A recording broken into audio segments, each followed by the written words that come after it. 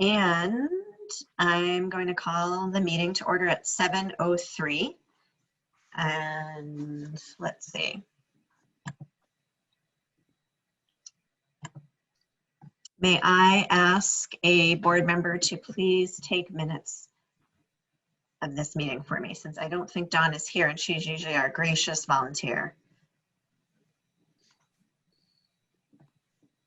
I can do the minutes. Great, thank you so much. Okay. Mm-hmm. And is there any public comment? I think other than the crew that's usually here, I don't see anybody else here right now, so we will move on. Okay, so I need a motion to approve our minutes. The last time we met was August 4th, which feels like a long time ago now. But I do need a motion from a board member to please approve the minutes from August 4th. So moved. Okay, Andrew, thank you. And a second? I'll second. And Rob is seconding. Great, thanks. Hey, Don, Liz has offered to take minutes, so you're off the hook this evening. Awesome, thank you. Sorry, I had trouble getting connected. No problem. Okay. Okay, so we're going to start with a recap of how things went at the board retreat, which was, let's see, we had the community, or we had the facilities planning committee met, and then we had the board retreat. And so this is our first time getting together since both of those things. Oh, I see Kristen waiting to get in. Hang on one second. Okay, so I was not at the retreat, but I will provide a summary of what I think transpired, and those board members that were there can jump in if I miss anything. So essentially we had the chance to hear some budget and enrollment projections from Patrick, which I've asked him to share in a little bit with the full group. And we reviewed the NASDAQ report, and the action that this committee needs to know about is that the board confirmed that we would like to take a straw poll of the community at the end of October to help gauge what we would place on a ballot in March. And so I've pulled up I'm going to share my screen for a minute because I've pulled up our facilities timeline. Let's see if I can. It's hiding. Okay, can everybody see that okay? I see some nods. Okay, so just to remind us of how we get to that October 26th straw poll idea. So in order for the board, assuming we're on this timeline of bringing a vote possibly to the community in March, then when you back up from there, we have to have a window in which to warn a vote.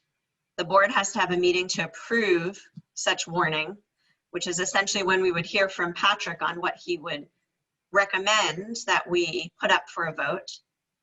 And in our November board meeting, we would want time to discuss what that might look like. So Patrick wouldn't be putting forth a recommendation without conversation with the board first. And the idea is that this November 24th board meeting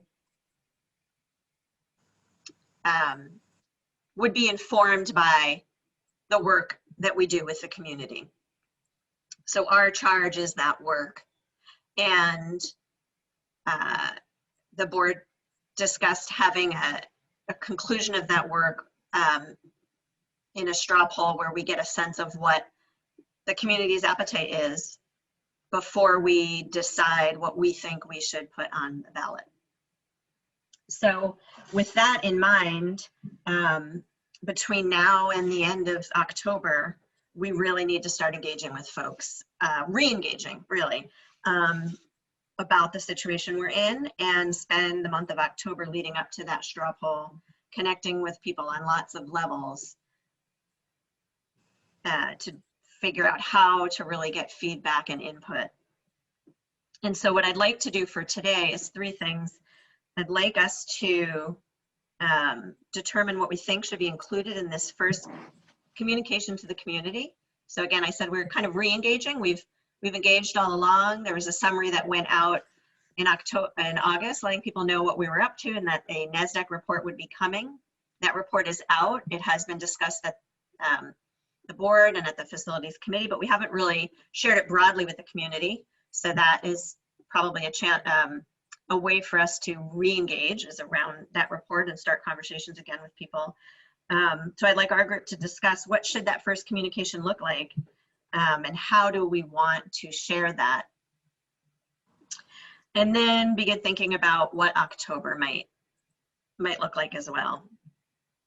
So that's kind of how I thought we might tackle today's meeting.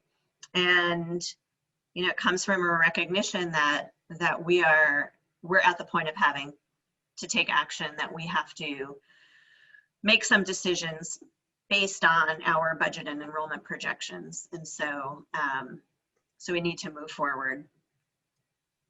So I've asked Patrick if he would spend some time going over the presentation he shared with the board at the retreat on these budget projections. And I think he has a brief slide deck that he used then that I thought would be helpful. Some board members have seen it already. I have not because I wasn't at the retreat. But I think it's useful for us to take a little bit of time looking at that together. Before we do that, I just wanted to pause and just check in with people to see if you have any reactions to how I think we should move forward tonight.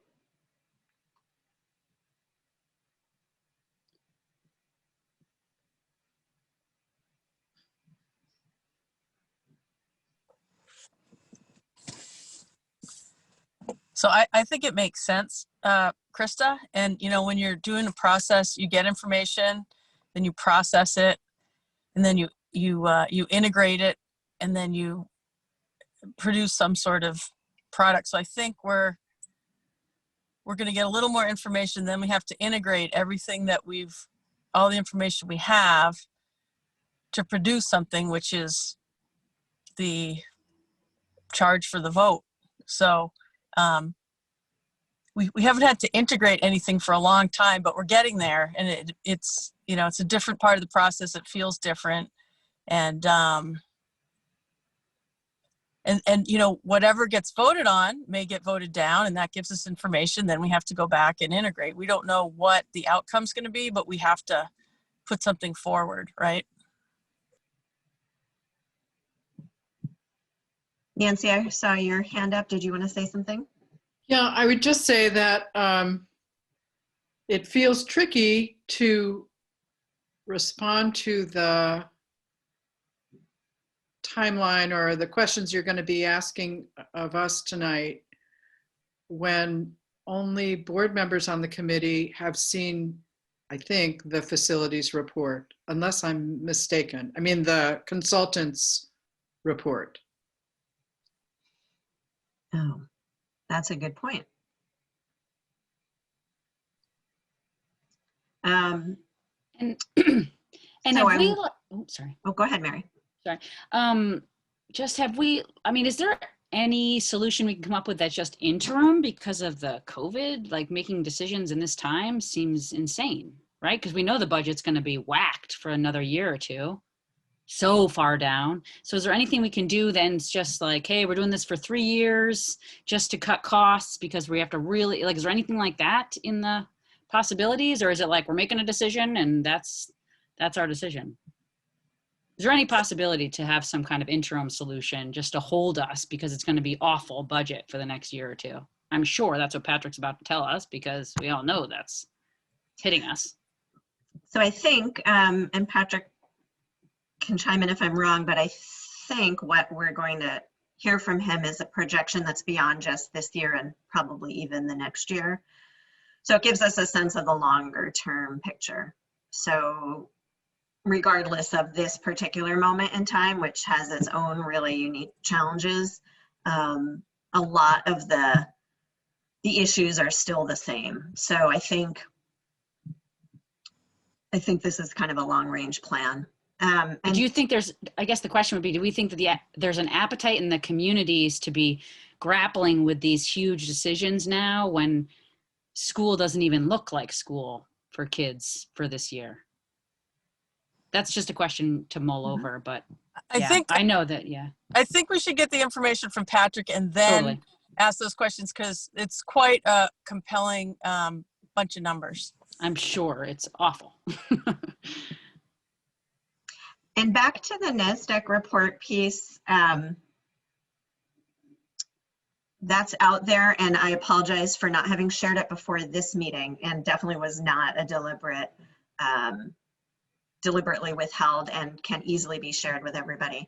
I don't think there's much in there that's new to what we've already discussed as far as our knowledge about enrollment projections,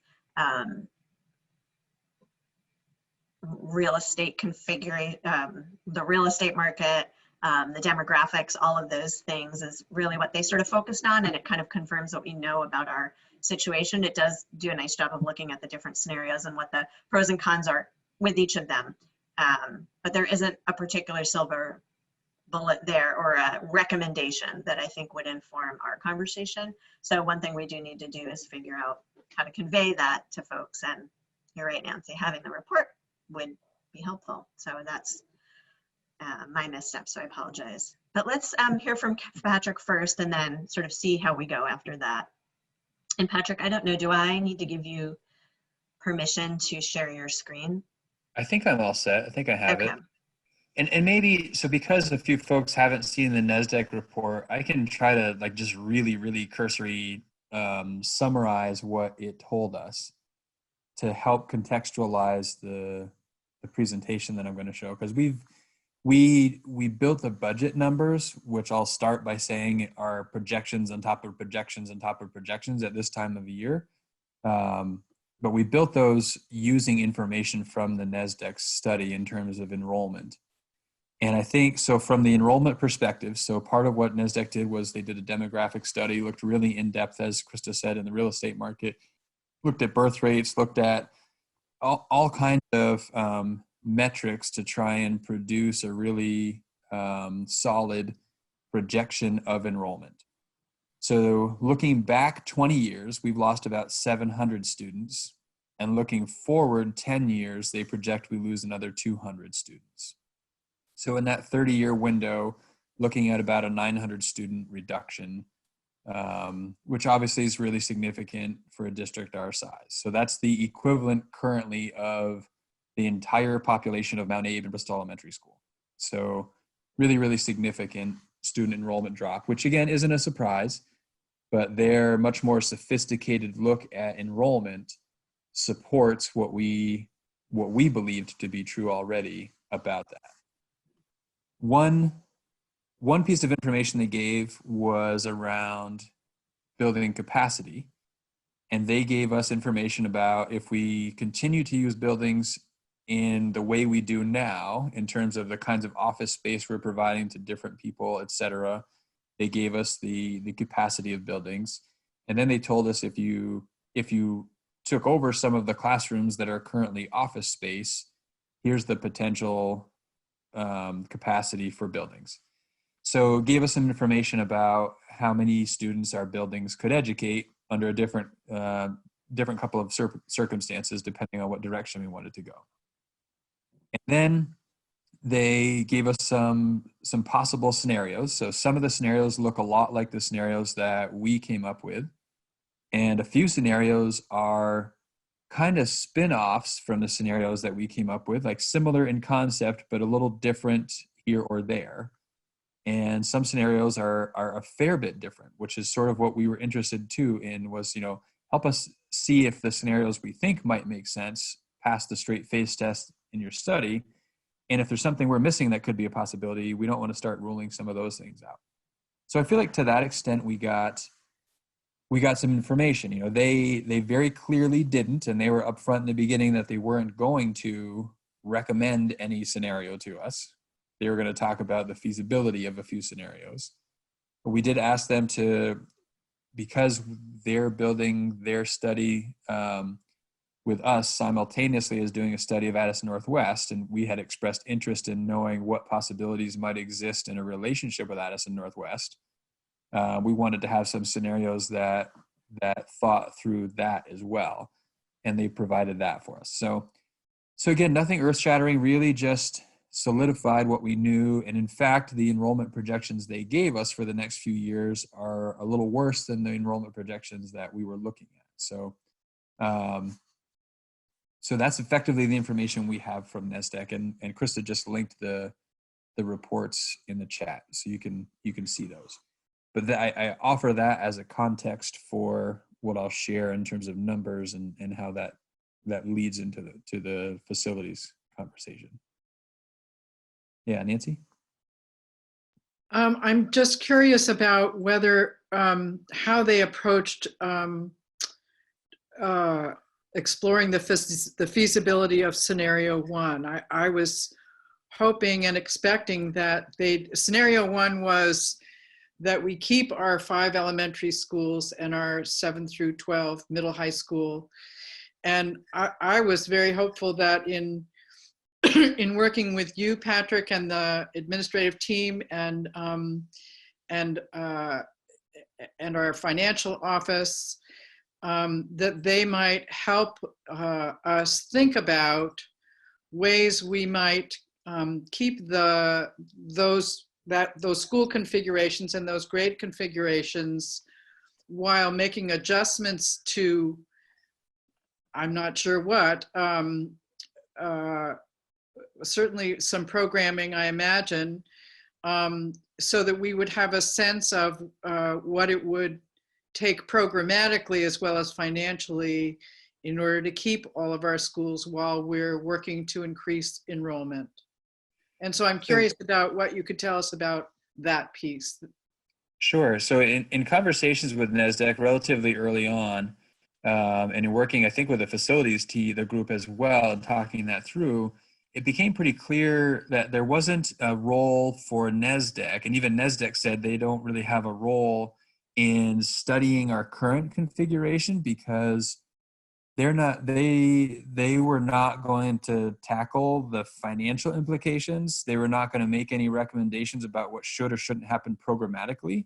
That's not anything they don't touch that with a 10-foot pole. They say that those are decisions that need to be made at the district level, and that's not really the work that they do. And even the financial implications, and to some extent the programmatic implications of the scenarios that they did provide information on, were left pretty wide open for us to figure out. So we've known from the beginning, our financial office was going to be responsible for understanding the financial implications of any of the scenarios.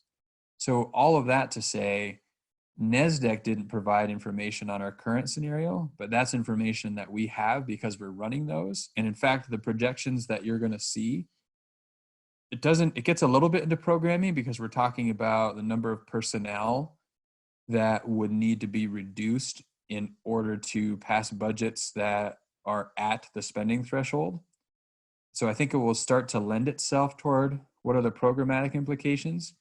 It gets tricky to talk about what specific programmatic implications will be because those are decisions that would need to be made down the road in terms of what our priorities were programmatically in light of personnel reductions. And we're small enough that we can get pretty identifiable pretty quickly when we start having those conversations. So there has to be an appropriate time and place for that. And we're not there yet. For example, if we talk about chemistry at the high school level, if we said we were cutting chemistry, we have a chemistry teacher. So we can talk about it programmatically, but we very quickly get to a personally identifiable impact to someone's job. So for that reason, we're not there yet, but I think, again, you're going to see if we made no change to our staffing levels and we made no change to the number of buildings we operate, you're going to see the financial projections going forward. So I feel like with that information, we have it already, and NESDEC wasn't able to produce something that would further around that. So we don't really have an answer to the question, what would make scenario one feasible? And we're talking about the possibility of closing schools before we know that. No, we do have that, because when we look at the numbers, we can see if we keep the schools open, what the impact on programming would be. So we do have that information. Well, you know, No, that's the impact of staffing, maybe, like how many positions you would need to cut. Right, but that can also go to programming, because if you cut certain staff, you have to cut certain programming. Right, but the devil's in the details, and having a sense of what the programming is one would cut seems to be important information, especially if you're asking the question, what would make this feasible? Right, and I know we had a discussion at the retreat, would we rather cut programming or buildings? And so that's really what it's going to come down to when we get these numbers. Would we rather cut programming or facilities? I think that's what Patrick's presentation will boil down to. And And I I think think we all, it's sorry, go ahead, Andrew. well, the other thing we were talking about, the board retreat, was also talking to the community. I don't know if we'll do this or not, but that, well, if you want to keep things as status quo, then here's the price tag for that. You want to keep all schools and you want to keep all staff, with the enrollment projections dropping another 200. This is what is going to happen at an equalized per pupil cost over the spending threshold. And if you're interested in paying that plus the tax penalty, and that's the will of the voter, then that's an option too. I just want to remind us all that we very specifically called keeping our schools and our grade configurations scenario one, not status quo, because we were recognizing that it was quite possible that if that was going to be feasible, some changes would need to be made within our staffing configurations and other things. So status quo to me means keeping everything the same. And that is not what scenario one was intended. I don't have scenario one in front of me, but I'm just generally speaking that the idea was, if we wanted to keep staffing in schools open, we would have to tell the taxpayer this is what is going to cost, and then there might be some variations on what that looked like. And I think and again, I think for me, it's hard to start talking now about what specifically would the programmatic impact be. Like how could we say right now the impact is going to be no more art or less art or no more athletics at the high school or no more music or no, like, I don't know how we start that conversation now, because we can't possibly know that yet. And we're going to be trying to mitigate those as we go along. And that takes us down a different path right now than I think we're ready to go. And I think part of the anxiety that's growing inside for me is I personally feel like the longer we try to pretend this isn't going to happen, the more it's going to have, like, so we have an opportunity to either be the architects of our change or just let change happen to us. And the longer we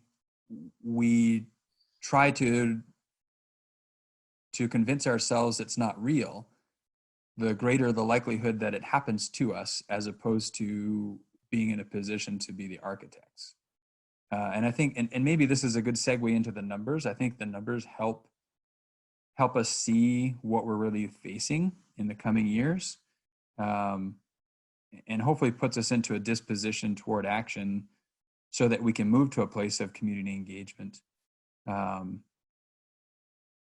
not having anyone feel like they're kind of blindsided by some big ask on town meeting day. So with that, I'll start sharing my screen. Oh, host disabled participant screen sharing. Sorry, Krista, I do need some permissions.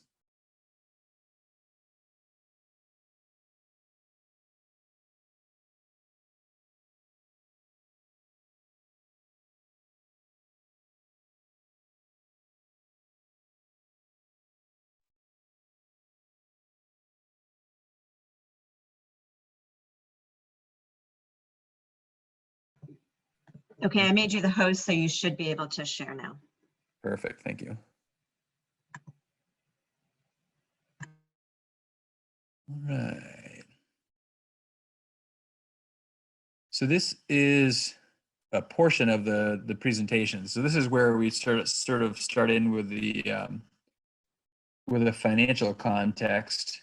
And really this was looking at numbers, again, really, really preliminary numbers to help set the context for the conversations around facilities and how many facilities we operate, et cetera.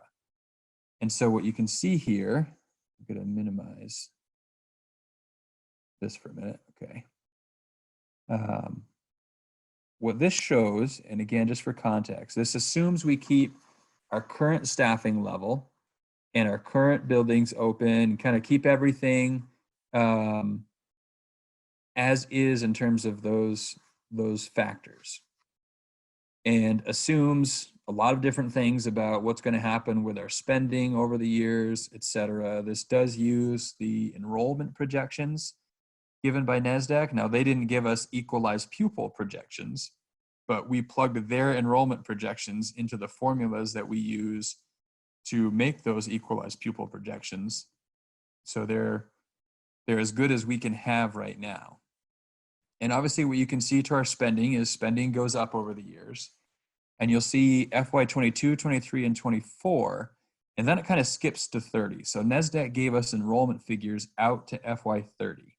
And we thought, just for sort of a sake of perspective, to play numbers out that far to give you a sense of where we're headed long-term if we don't make some decisions in the short term.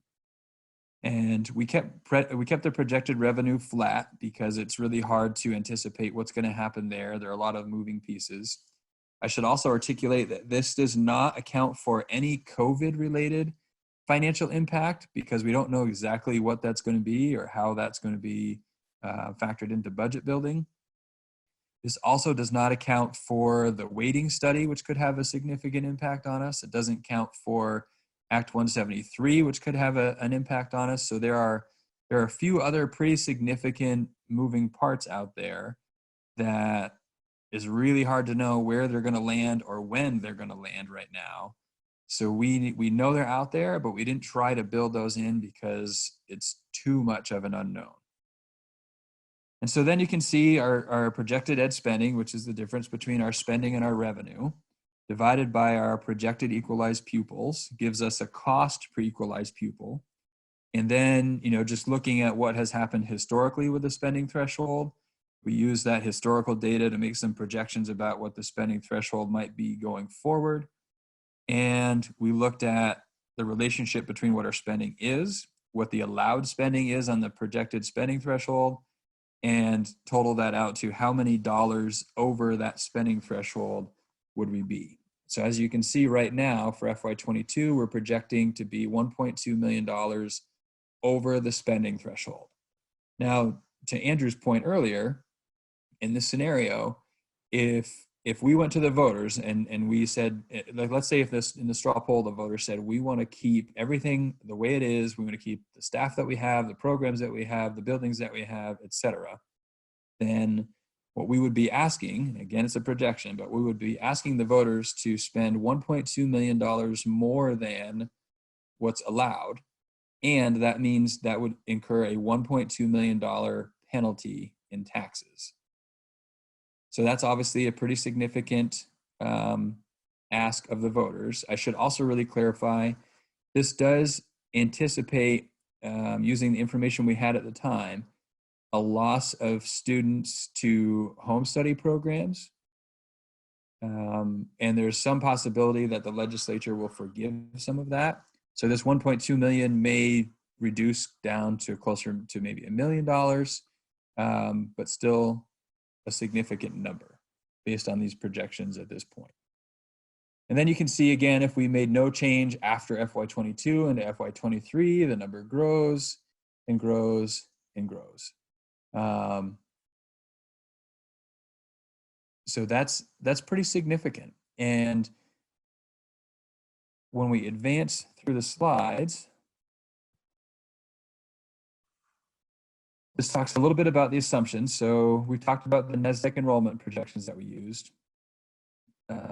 This assumes a 15% premium increase for health insurance, a 3% increase in salaries, revenues flat, as I said, doesn't account for those factors of COVID, the waiting study, 173. As I mentioned, it assumes the 19 students that we were anticipating unenrolling for FY21. I think that number is actually a little bit higher right now than 19. And of course, we're estimating what the spending threshold is.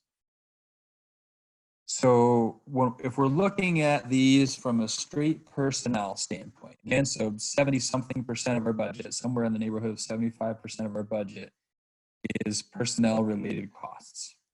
So look, if all of the savings came from personnel, so if we're not going to save anything from buildings and it's all in the personnel, then you can see for FY22, we would have to cut 9 building administrators at their total compensation on average, 13 professional educators, or 21 support staff. So this, again, the entire 1.2 is achieved through the 9 building administrators. The entire 1.2 million is achieved through the 13 professional educators, and the entire 1.2 is achieved through 21 support staff. So that's not adding those together. It's looking at those in their entirety.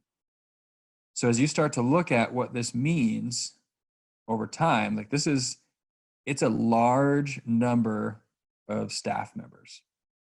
And we're at a point with the reductions we've made over the years that we're getting to the place where we can't really cut staff members significantly more and not begin to have an impact on programming. And that's the unfortunate reality. So and I guess the fortunate reality is, and because not all districts are in this position, I suppose, the fortunate reality is we have some options. They may not be great options, but we have options that can help mitigate the impact on programming. And some of it's going to come down to our priorities. Like I don't think we can, based on these numbers, as you're seeing them, and as I'm coming to sort of grapple with them myself, we're not going to be able to keep programming, keep all buildings open, and keep taxes under the spending threshold. We can do any 2 of those 3 things, but I don't see a path that allows us to do all 3. And so if we choose programming, and I think many people would agree that programming is critical in terms of achieving our ends, then either we need the taxpayers to support spending above the spending threshold, or we have to consolidate where our students go and therefore where we have our staff to create efficiencies to enable us to maintain or even expand programming.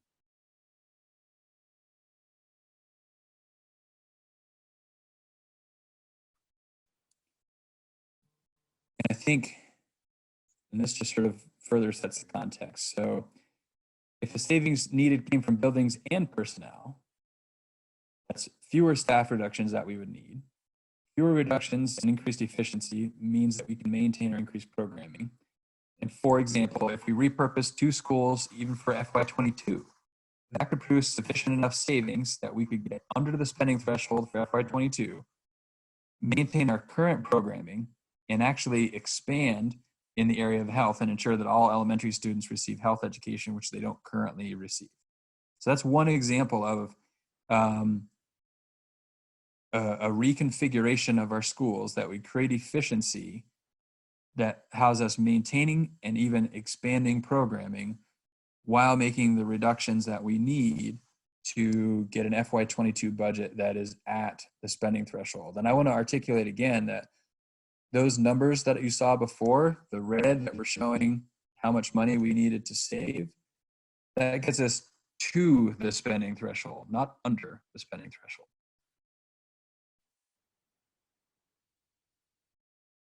And then we jump into the facility study after that. But that hopefully sets the context for the kind of money that we're talking about. And you know, Kim, you mentioned earlier, actually maybe it wasn't Kim, I think it was Mary. Can we wait a few years? And so for me, you can see here the impact of waiting a few years. So 3 years from now, if we don't make some of these hard decisions, the default is we're cutting programming or we're asking taxpayers to spend crazy amounts of money in tax penalties, which they probably don't go for. So while I wish that was something we could wait on because of everything going on with COVID, I don't think that's a reality for us. I don't think that's something we can do.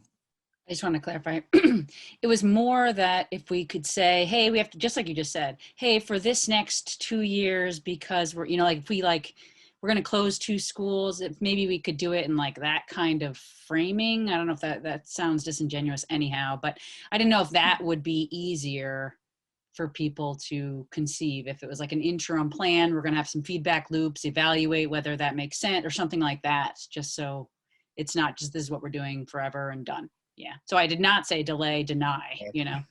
Gotcha. I misunderstood that. Sorry. Yeah. Sorry. I didn't communicate well. So I can stop my sharing so we can see everyone, and Yeah. happy to go through, or I can share again if need be. And Patrick, do you know off the top of your head how many professional staff we currently employ? We are, I think we're in the neighborhood of 150.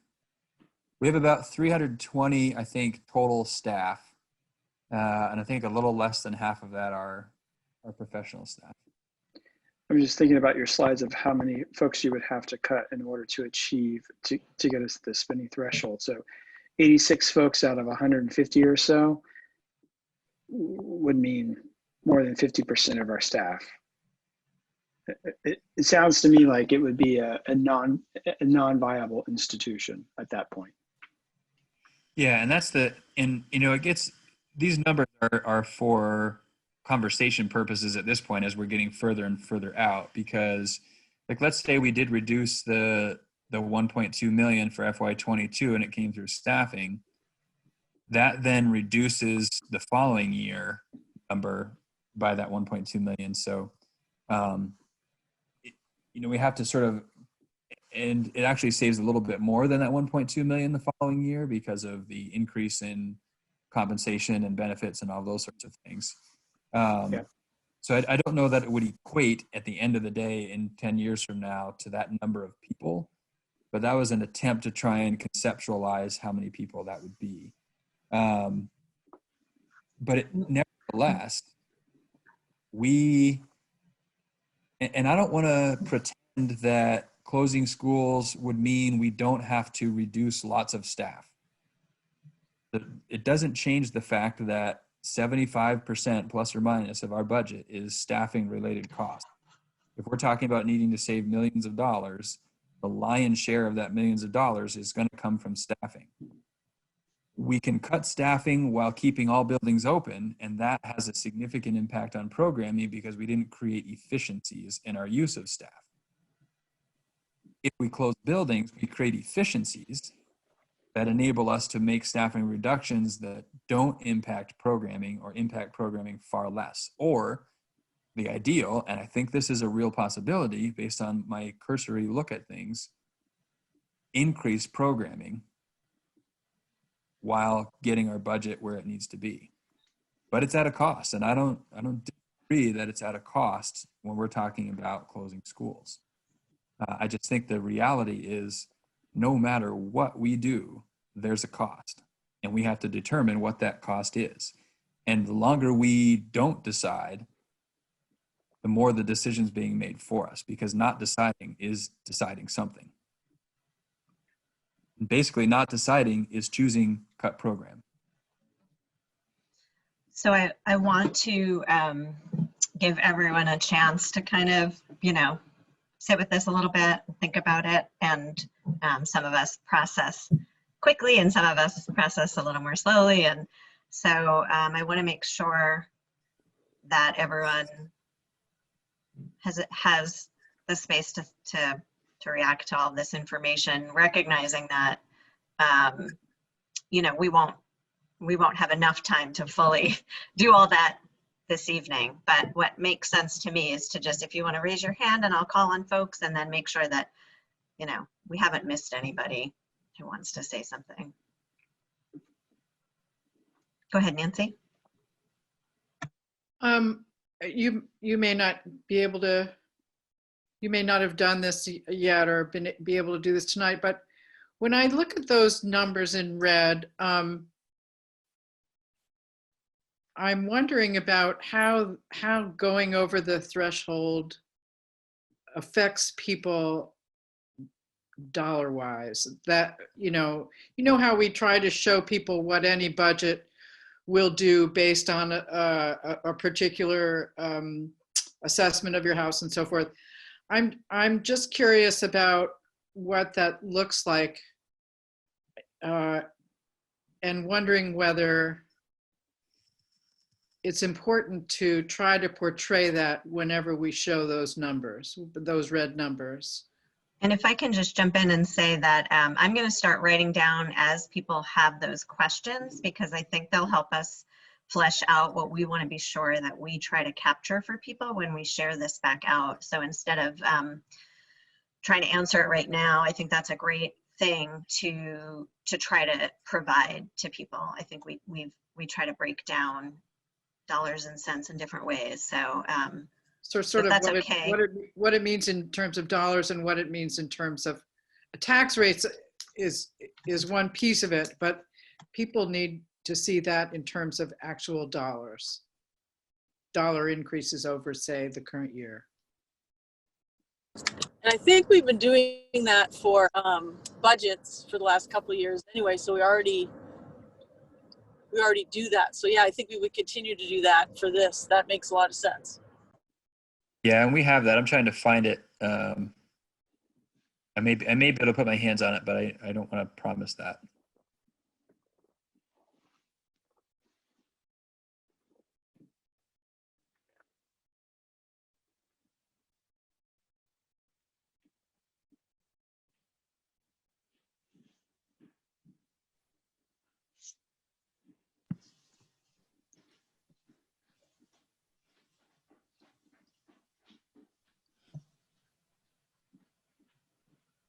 I can't tell, Mary, is that a tentative finger or a It was a full-on tentative, hand? but I guess I'm already at the place now where it's like, okay, now we need vision, right? So now it's like, okay, if this is just, if it's this dire, and you know, we need to know that the values that the community has said, how are we going to make those a reality given, you know, the situation? Like, hey, we have to close some schools down, but this is what we can do programmatically. This is how we can respond to social and emotional kids. This is how we can flexible, you know, like this, you know, you know what I'm trying to say, I think.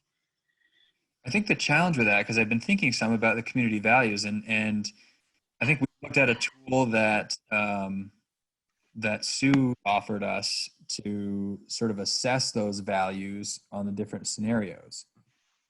I think the challenge for me is I don't think there's a scenario that equally honors all of those values. Different scenarios honor different values over others.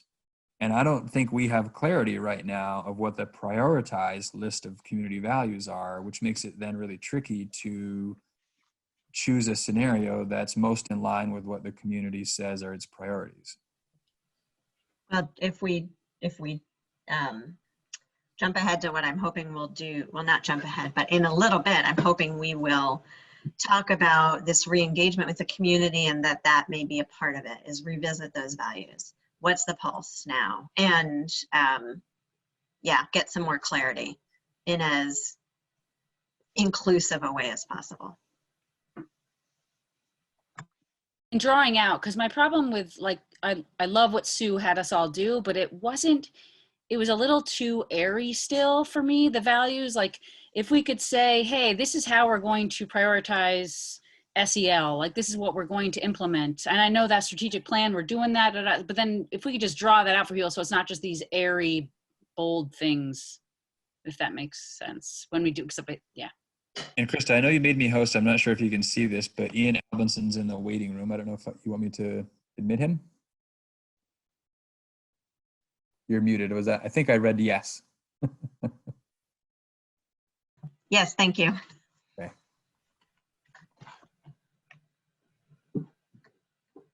Hi, Ian. Thanks for joining us. My pleasure. Sorry, I'm late. That's okay. So we just heard a little bit from Patrick on some budget and enrollment projections, and we're kind of mulling that over a little bit. I saw Kim, your hand up. Oh, sorry, Patrick, were you going to say anything though to that? Okay, so duly noted, I think, Mary, that where possible, if we can try to really be more specific for folks on what does it mean if we say we are going to value social and emotional health. What does that look like? And I think to that point, as Mary was saying, we have a pretty narrow window in which to get down to some really concrete, I don't want to say necessarily decisions, but we need some concrete information. We need to share some concrete information with the community. We need to receive some concrete information from the community or make informed decisions, and to help me make an informed recommendation to the board. Realistically, probably, November or December, I feel like I'm expected to make a recommendation to the board about how to move this forward in what scenario, because they're going to need time to weigh it and talk it through, and they have to act at their board meeting in January. So I can't just show it to the board in January and say, you need to decide tonight. There's a process that they need to engage in. So the timeline's ticking. And again, missing the window of January for the board to decide what to warn means we're punting another year, and you now see the financial impact and the potential programmatic impact of doing so. Kim, I saw your hand up before. Did you want to say something? Yeah, I've got a couple things. One is that just to get back to this idea that Mary laid out at the beginning, and I know that Middlebury, I think there's some people that are doing another petition about delaying facilities decisions and planning. And from my perspective, and what I'm saying is it's just creating more angst. I mean, there's a lot of angst already, and the response from the board, I think, was not, it was like, too bad, we're just moving forward. And so I think I think it's just really important that we have the hard conversation, like Patrick is saying. And Patrick, you did a really nice job of laying out the urgency of it. You have all along. I think in the fall when we had the community meeting, you continue to in a very nice way say, here's the reality of it.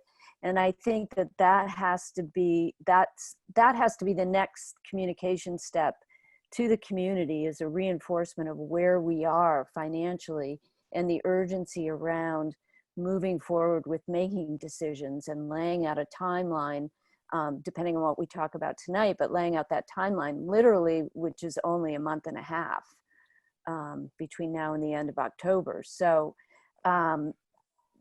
laying out with the numbers gets the conversation going for everybody in all the towns. And I'll wait until we get a little further along tonight, but some ideas about engaging the communities, and then how do we go about doing that.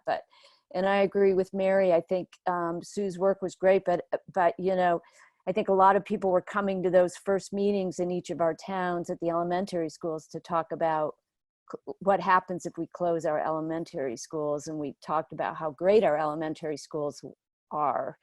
And that's one of our community values. That's one of the things everybody decided, is that we don't want to close elementary schools.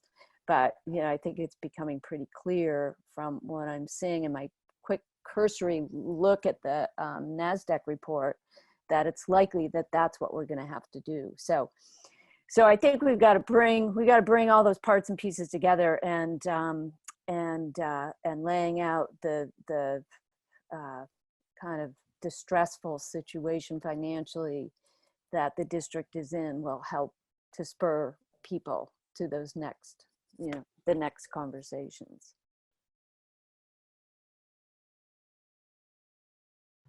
Go ahead, Nancy. I was just looking back at the facilities committee's charge, and the questions that are part of that charge, kind of essential questions. And one of those questions is about what does the research say about the effects of closing schools on communities?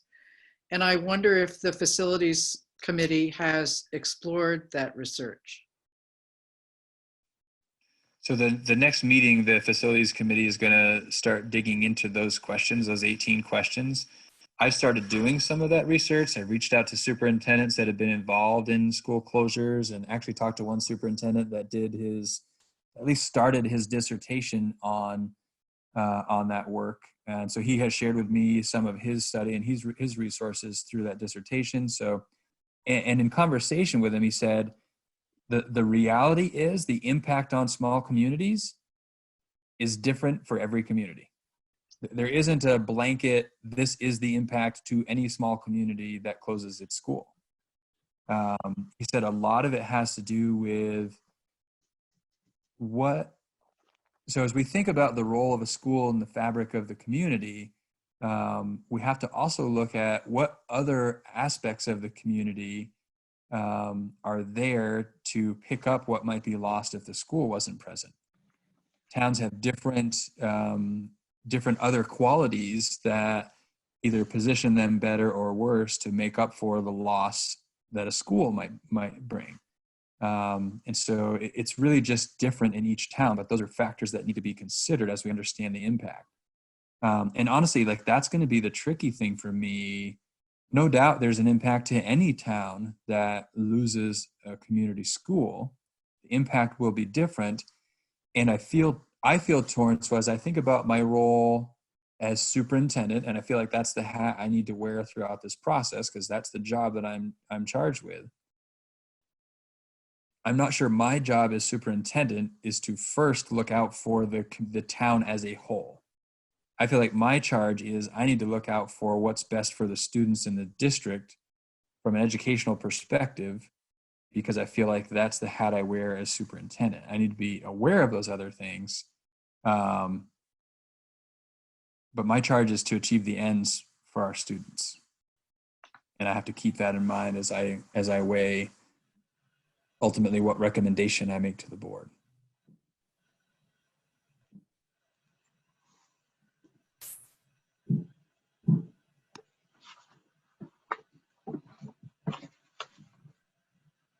Do people feel like we might be ready to look a little bit more at the next communication we put out?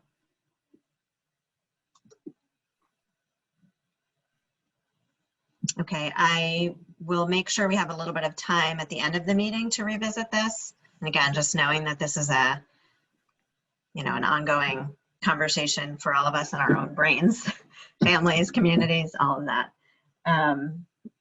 But thinking about what I hoped we could tackle today. So as Nancy brought up at the beginning of the meeting, the NSBEC report has not been shared broadly yet. And we want to do that because we said we would, because it's out there in some small capacity, but also recognizing that it isn't like the answer to everything. It has a context to it, and it is a way to re-engage with folks around this work and maybe provide some other context as well. And so I just love to talk a little bit about what we think would be really important to share out with the community. I was thinking about timing, and to the point of people's capacity to digest much more right now. I think it's prudent to let people settle into school and have at least a week or two of school under their belts. What I think is great is that even though this group hasn't been working on communicating with people around the back to school piece, that work is happening in a pretty robust way from the district. And so there is lots of engagement happening. It's just very school specific. It's not long-term planning specific. But I think if we allow things to settle a little bit, as much as they're going to settle, if we look at, say, the week of September 21st to get information out to people, that gives us another chance to connect, to kind of firm up what it is we want to say and how we're going to say it and in what avenues, and then get it out there that week. We recognize that, again, that people may be wondering about the report, and if folks ask individually for us to share that out, we're happy to do that. But we'd like to pair it with some more information and for the broader community. So some things that I think, you know, the board's been thinking about, and we've already touched on a little bit today, are to revisit those core values and get a pulse of people's feelings about them. Perhaps if we could flesh them out a little bit more and be more specific, that would be really helpful. To remind people of our timeline, what we're doing and why. To share what we learned from the NASDAQ report. To share some of these numbers that we heard from Patrick. So why do we need to act now? And to let people know that we have a plan for talking with them more about this in the month of October. So that's kind of a rough outline of some of the things I was thinking of. What do people think? What reactions do you have to that? Go ahead, Nancy. I think it would be important to include a copy of the Facilities Committee's charge. Mm-hmm.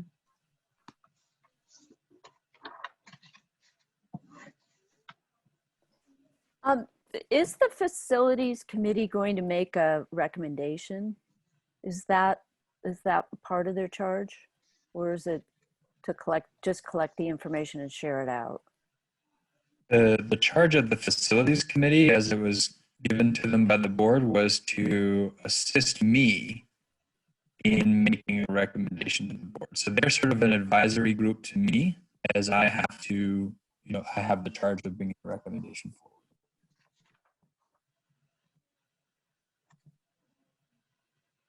So they're off the hook on the political part when it comes to actually landing somewhere to propose something, which comes obviously with great risk. So it's good for them, a little tricky for me. I wondered too, just again, taking a quick cursory look at that report, if there's a way to make it a little more readable and understandable for the community. I think some of the pros and the cons, they just sort of carry over from scenario to scenario, and closing a school, a community losing a school, they all seem equally weighted, and there's just got to be some way, and maybe they become considerations as opposed to cons. So just another way to sort of look at presenting the information to the community so it's more absorbable, is that a word? People can absorb it better, and that we can get discussion going, because we want our community to be talking about it, be aware of it, and not feel like they're blindsided by a decision that gets made. And that ultimately, in my mind, is one of the most important pieces of the community engagement around this, is that people, as many people as possible in the community, all of our communities, are really aware of what's happening. And that's going to help when a vote is put before everybody on town meeting day. It's going to help all along the way. So, and I think the school board and I think this committee has done a really good job of including the community and getting feedback. And we have to make sure that we make any information that we're sharing as understandable. Even equalized pupils, I know there's a lot of people that don't understand what that means. So we just have to look at a way of presenting the information for as many people in the 5 towns as we can. I think the really positive thing is that last year we came up with some of those sort of templates for doing the budget. And certainly there'll be more information regarding this, but it's like explaining per equalized pupils. Patrick did that last year in the budget, so we don't have to reinvent the wheel to do this presentation. We've got a lot of those pieces already, And yeah, we need to add other pieces and it's more complex and well, I don't know, it's a different kind of complexity, but so we're not having to reinvent the wheel. We've got a lot of that available. And a couple of other pieces I want to offer is that, folks from NASDAQ who conducted the study are willing to be part of some community engagement. So if there's a role for them, they'd probably have to be doing it remotely, but I'm assuming we'd be doing our engagement remotely anyway. So we can keep that in mind as we're thinking about how do we engage the community and provide information. But I also want to just offer, I agree, the board has done a wonderful job to date in engaging the community in a really meaningful way. And nothing has happened in a few months, and COVID has been consuming everyone. So despite all of that, this could come, it could feel like this is coming out of left field. It can, all of a sudden, it can feel rushed. All of those things, I think, could still be genuine feelings from people that we need to just understand and be planful about, despite all of the effort so far.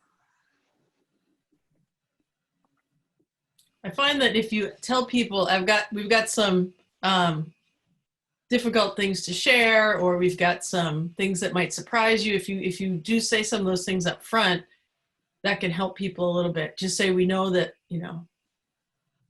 we're presenting this and it's hard information and we have to make some hard decisions. So it's kind of preempting it with that.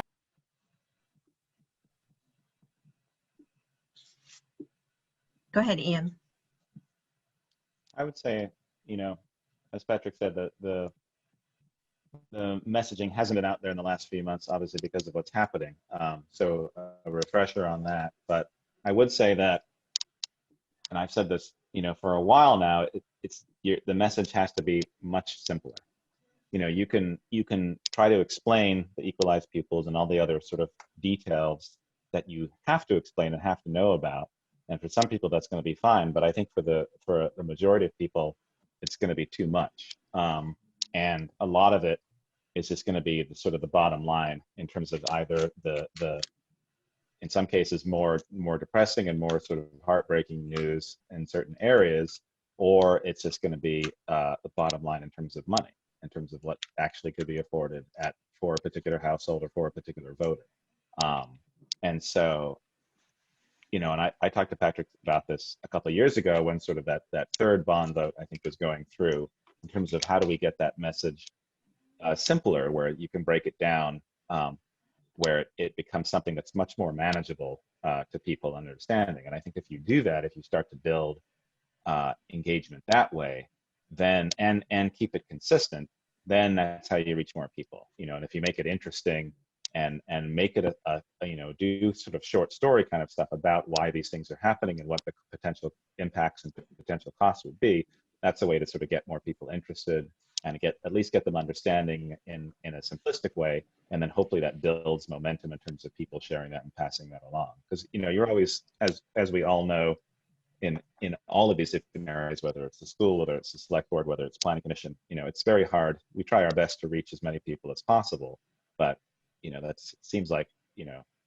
impossible task to do. But I do think concise, clear messaging and simplistic messaging is going to be a big driving factor in terms of getting people, at least so they understand when they're making their vote and either saying yes or no for these things.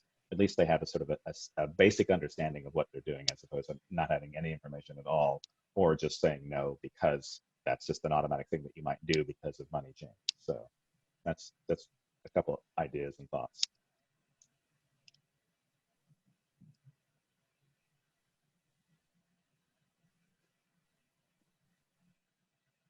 I've been thinking about that conversation for these past 2 years, Ian, and trying to think about the idea that we talked about, these almost like the short stories, the sketches that really simplify things.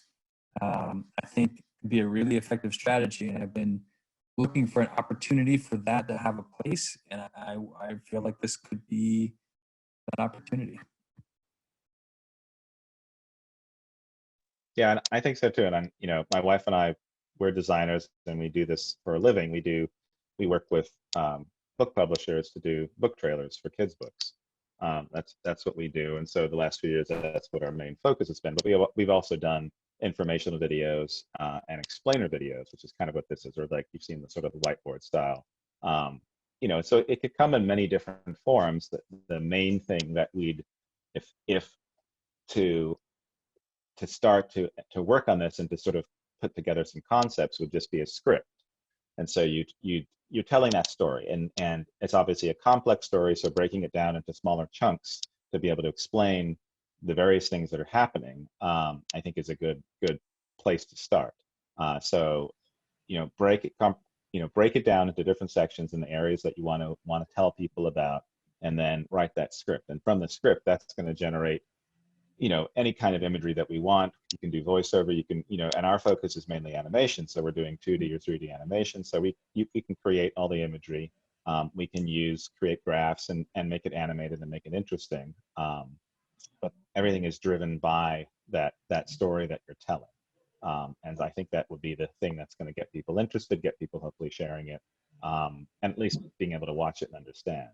And then you can design it too. So you have it where perhaps the graphics that Ray and I create for videos could be repurposed. So they have a video that you could put on Facebook, you could put it on Twitter, you could put it on Instagram. Different, we often work in different ratios to accommodate those different platforms.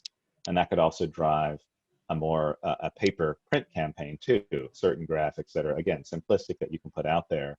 And maybe it's something, oftentimes you've sent out that single piece of printout that has a lot of graphs and details on it, which is, even for myself, and I have a fairly decent understanding of this, it's still way too overwhelming. So you need to sort of just like take parts of that and be able to send it out. And it'll add to your budget. You'll have to accommodate that. But I think it's something where if people are getting more information about it in these smaller areas, that at least allows them to sort of digest and to start thinking about these things in a bigger picture. And again, everything we do is based on a story, telling a story. What are we telling? And that's the thing that keeps people interested, or at least engages people. So I have a quick question about that. Is that something that we do at the get-go? I'm thinking back about the idea of getting something out sooner rather than later to reboot the conversation with folks. And so my first question is, where would this vehicle, which I think sounds really exciting as a possible option, where does that fit in? Is that all along? Is that at the beginning and then, or in the middle, or Could I had a thought too, is that the community is very in touch with Patrick now with his weekly videos in the drone. Everyone loves the drone. So I mean, I don't think we need to not be spending a whole lot of money to present stuff to the community. I mean, I think Patrick's been a very effective communicator, and people are enjoy watching the videos every week and find them very informative and very down to earth and very, it's a great way to communicate. So could we build on that? And that, I don't know how much that costs, especially the drone, but is that Andrew Lester doing the drone, by the way? Oh, shoot, we thought it was Andrew. Anyway, so I would say that Patrick is already doing a huge amount of community. I mean, I don't know how many hits you get on that every week. How many people are watching those, Patrick? I haven't actually stopped to look at that, to tell you the truth. I just Well, keep moving on. Just anecdotally, it's everybody that I know, and everyone really appreciates it. It makes them feel more at ease. So we've already got a vehicle that's working, and I don't know, again, I don't want to spend a lot of money on presenting stuff to people. I think right now we don't need to be spending money when we don't need to be spending money. So, I mean, it sounds lovely and awesome, and in another space, spending money on that might make sense, but right now I think we need to be very frugal. So anyway, those are my thoughts.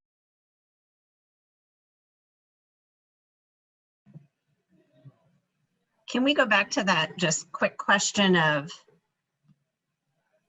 whatever modality we use to engage in people? If we were to do something video oriented, is that a beginning part? Like, is this our next thing? Or is it, And I'm asking also because I'm thinking, what I'd love from this group is to really focus on what's the message and how do we make sure, and make sure we're hitting all the big themes. But perhaps there's a smaller group of people who want to help figure out the pieces of that. I know Kim's helped write press releases and made a media calendar, and different people have helped with scripts and different roles. And so instead of getting into the detail right now, I'm just wondering timing wise where this would fit. And then should we think about a smaller group of folks who really want to get into the details to get together to work on that? The phrase early and often comes to mind for me in Okay. terms of communicating this information out in a really simple and clear way.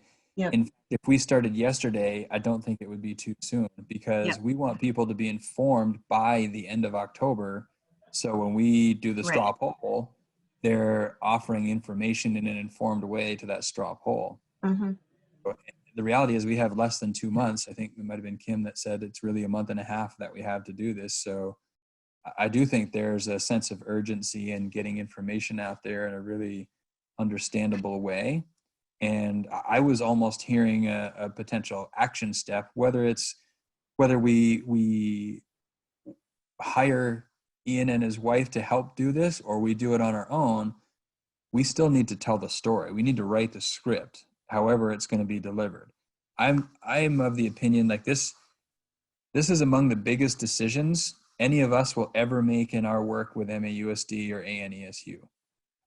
I don't think this is the time that we look to save money in how we communicate this information out on such monumental a decision. So I'd rather, if we feel great about being able to do it without spending money, fine.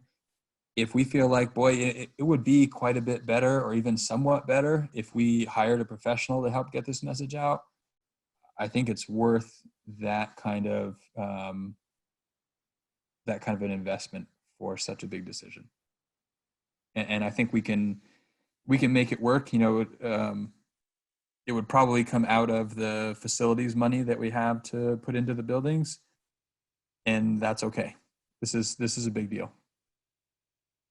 Also, too, Kristen, speaking to the money side of things, I'm not speaking in terms of your budget it would be for Ray and I. Like, we'd be happy to work on it pro bono just because we're part of this town. I have 2 kids who hopefully will go to schools that will be here.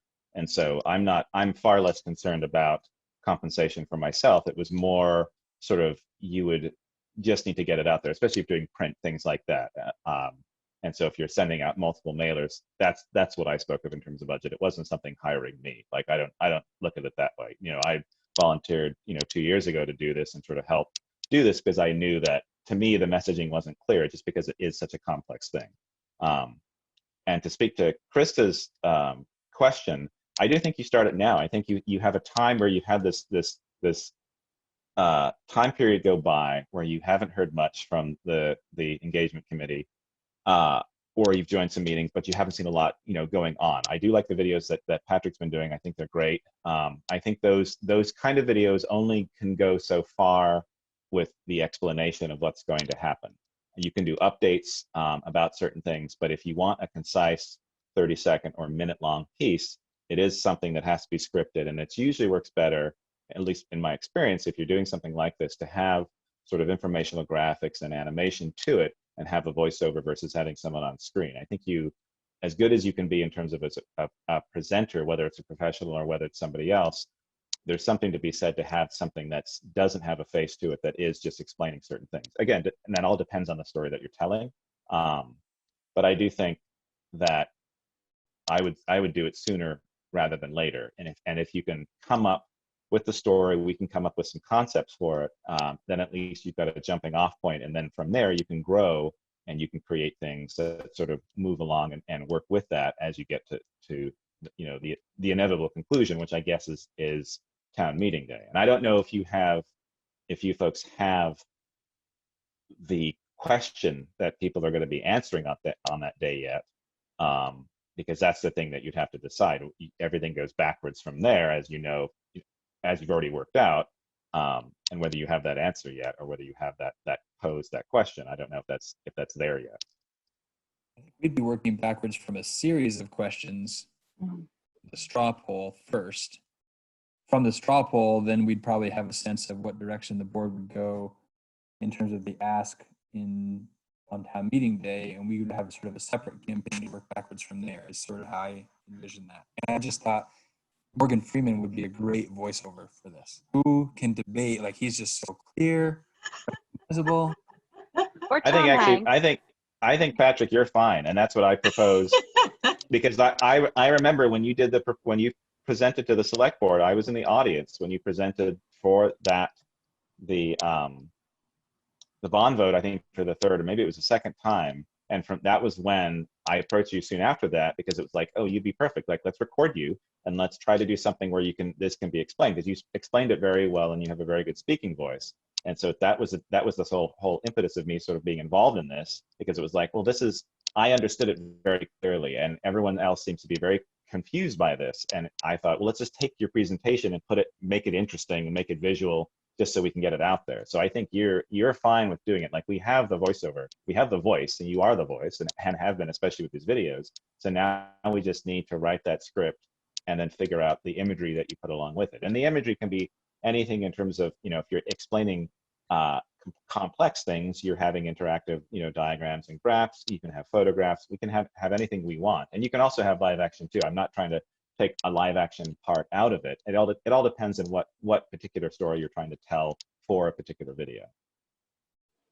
Yeah, and I also think the process of writing that script will be very telling, and will zero in our inquiry and the questions that we're needing to get answers for.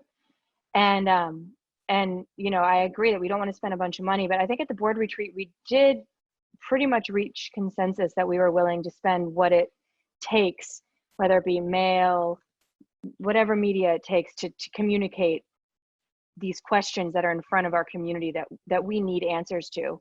Because as Patrick clearly articulates, even an indecision is a decision as far as funding goes.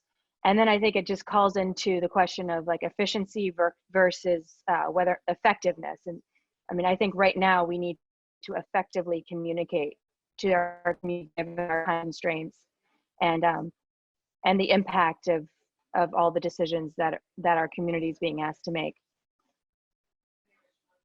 So do we want to move the date up to the 14th from the 21st? I think we do need to give people a little bit of time. Do we want to move that up? I don't know, is that too soon? Yeah, it might be. I mean, that's the week after school starts, right? It's also, I guess, a matter of how much time it would take to put something like this together, and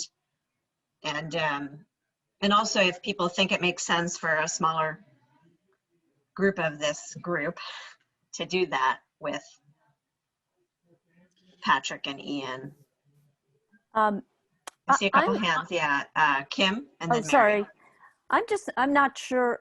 I'm not sure what the straw poll is. So there's just some information missing. Is the straw poll going to ask people to select one of the options that the NASDAQ report So what we had talked about the straw poll being is asking people, I think this is right, would they want to give the board the power to close schools? Or would they want to, am I ahead of the game? Or would they want to keep the power with towns to close schools? And what about repurposing schools? Was that this straw poll, or am I ahead of that? I think, as I recall, it was those two things. So basically again, because there are a number of different directions we can go, trying to get a sense from the community, where might there be appetite for any one of these directions? What appetite does the community have to close their school? What appetite does the community have to repurpose their school? What appetite does a community have to pay tax penalties? What appetite does a community have to cut programming? And what appetite does a community have to delegate authority for closing a school to the school board? So that's 5 things that I recall the conversation kind of surfacing around. But others of you were there. I don't know if you're remembering something different. So are you asking each community to answer those questions, and you're going to look at them community by community? I think where the board landed was basically to charge this committee with figuring out how to articulate those questions for each community. That was my takeaway. Yeah, that was my takeaway as well, that we would ask, like, just to, sorry, redundantly restate what Patrick just said, but we would ask each community, what is your interest in closing your community school? Would you vote to close your community school? Would you vote to give the board the power to close your community school? Kind of get a temperature check on, I don't know how to articulate this, on the board's ability as it stands right now to vote to repurpose a community school, which we do not need the town to vote on. And then also the temperature for paying a much higher taxes, given that we exceed the spending threshold.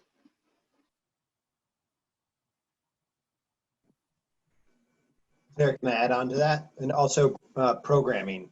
I remember Andrew framing it as like sort of three legs of the stool.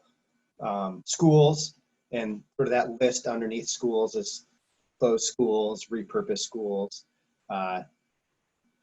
programs, just straight people, and then taxes. That's, Andrew, if I'm rephrasing that correctly, that's what we had mentioned. You had mentioned. Yeah, and as Ian was talking, I was thinking about all the great graphics that could be done around that triangle where, you know, presenting the problem to the community, which is affordability, staffing, and schools. And you would love to have all three, but the projections say you can only have two.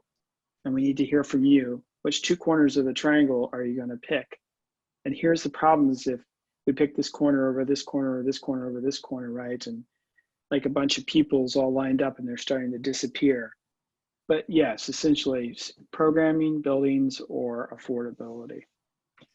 I would just offer one clarity there that programming, as you just stated, to me is preferable over staffing because, again, there is no scenario that keeps staffing, I don't think. Unless it's the tax scenario. If spending is not an issue, then keeping staffing is possible. But programming, I think, is better than staffing. Go ahead, Nancy. I just, the problem, I understand why not staffing, but programming is too big for people to get their arms around. Most people, I think, most people don't realize that runs the gamut from football to chemistry, from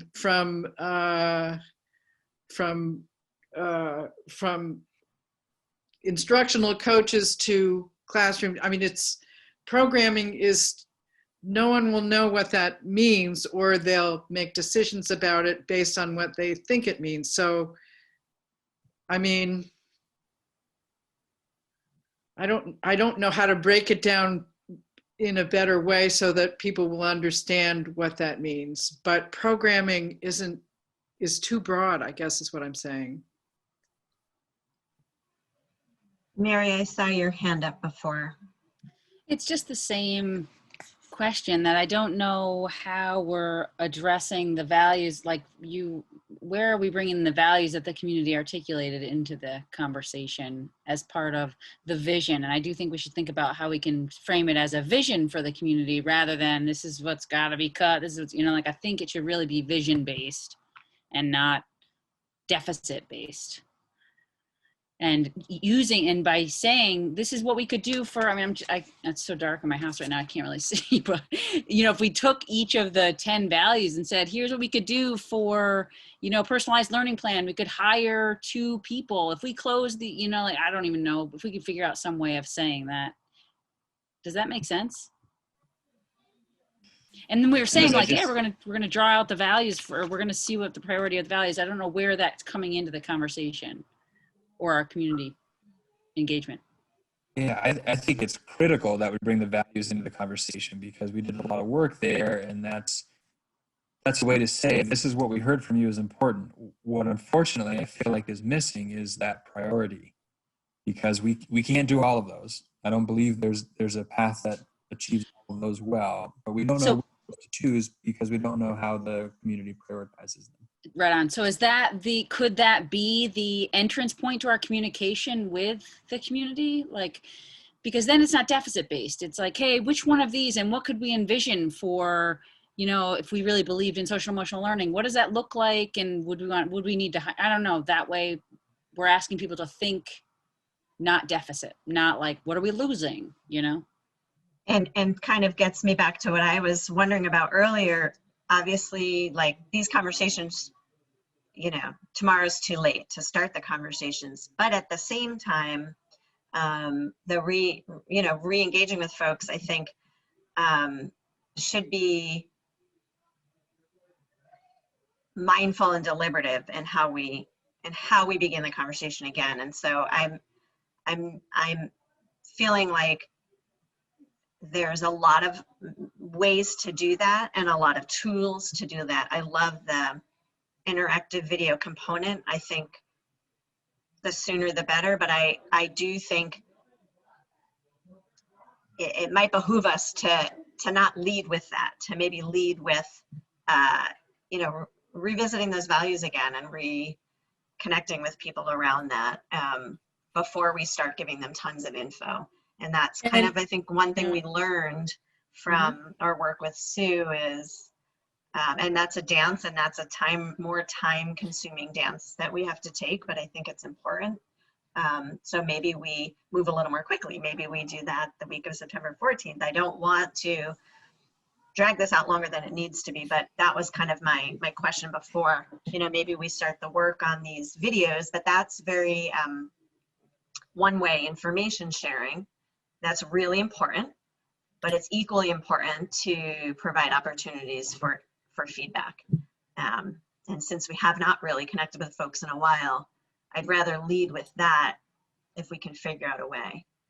Well, so there's a bit of a natural transition because, okay, we got information from the community and we had this study done. So now we want to share some of the information from this study and how that now informs our thoughts or decision-making process. I mean, does that make sense, or?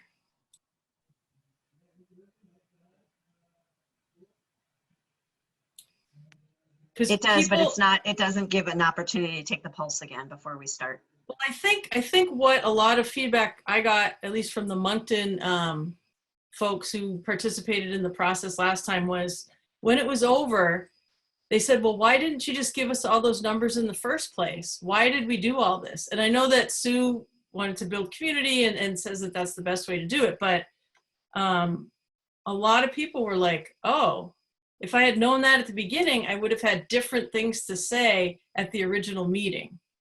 And so I feel like, was that useful or not? For me, anyway. Oh, sorry, go ahead. That's it.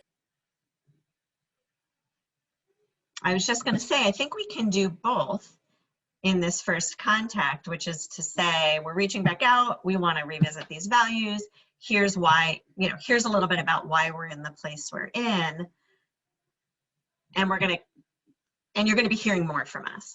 And then the ... is insert cool video, articles in the paper, whatever it is we decide.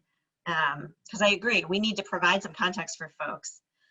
I'm just struggling with, I'm concerned if we provide that context without any opportunity for input at the beginning, then What kind of input are you looking for? Revisiting the values and getting people to prioritize so that we can know if they still hold true for people, given that a lot has happened since we last asked them. And so, but we can't redo that whole process, which took months, right? No, so, but I'm not suggesting that. Right. Oh, no, I know. But so how would we do that in a short period of time?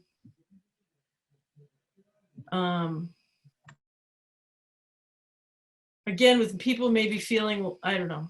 Anyway, it's tricky. It's tricky and we don't have much time, and people are very consumed, at least parents are, with the next month of school, right? So it's a tough time to insert stuff, but we have to.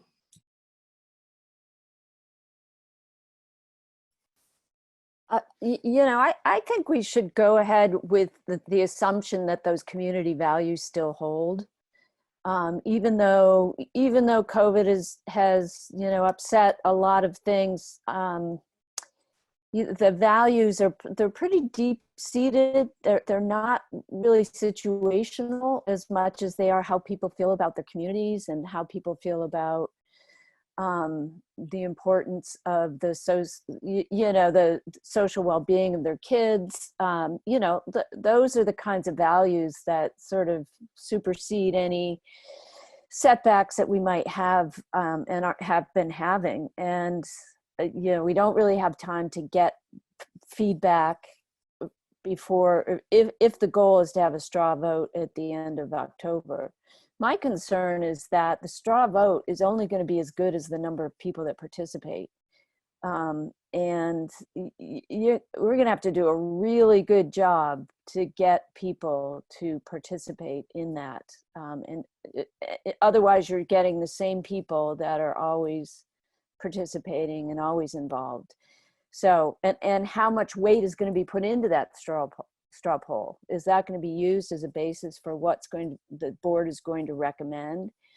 So, you know, I guess I'm not second guessing the process, but I'm just saying, you know, to put a huge amount of weight into the straw poll and only get 15% of people in the community to respond to that, is that really a good indicator of how the communities feel?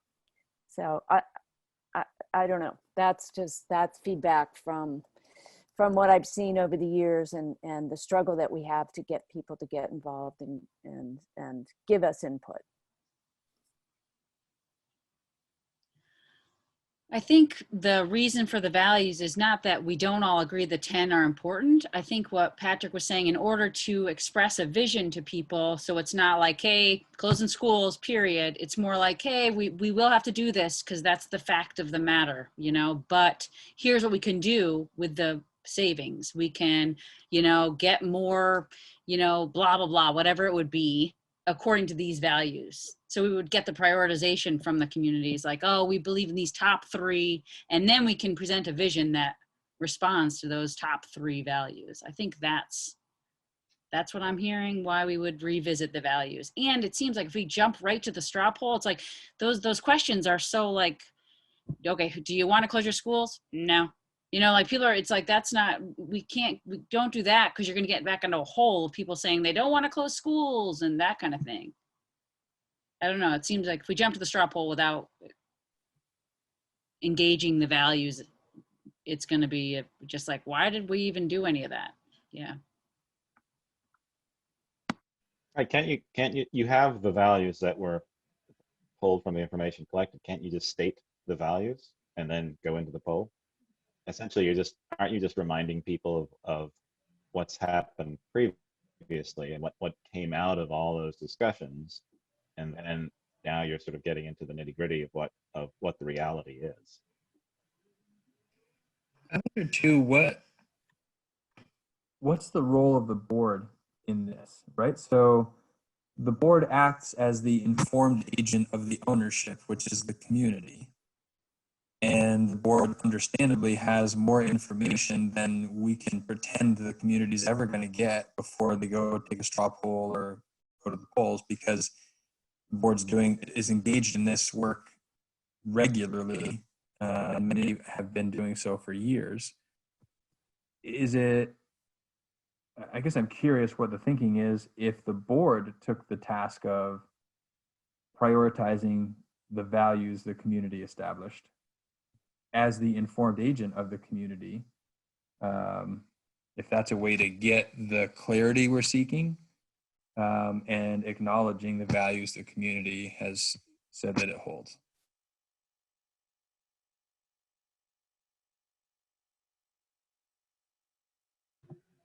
Go ahead, Rob.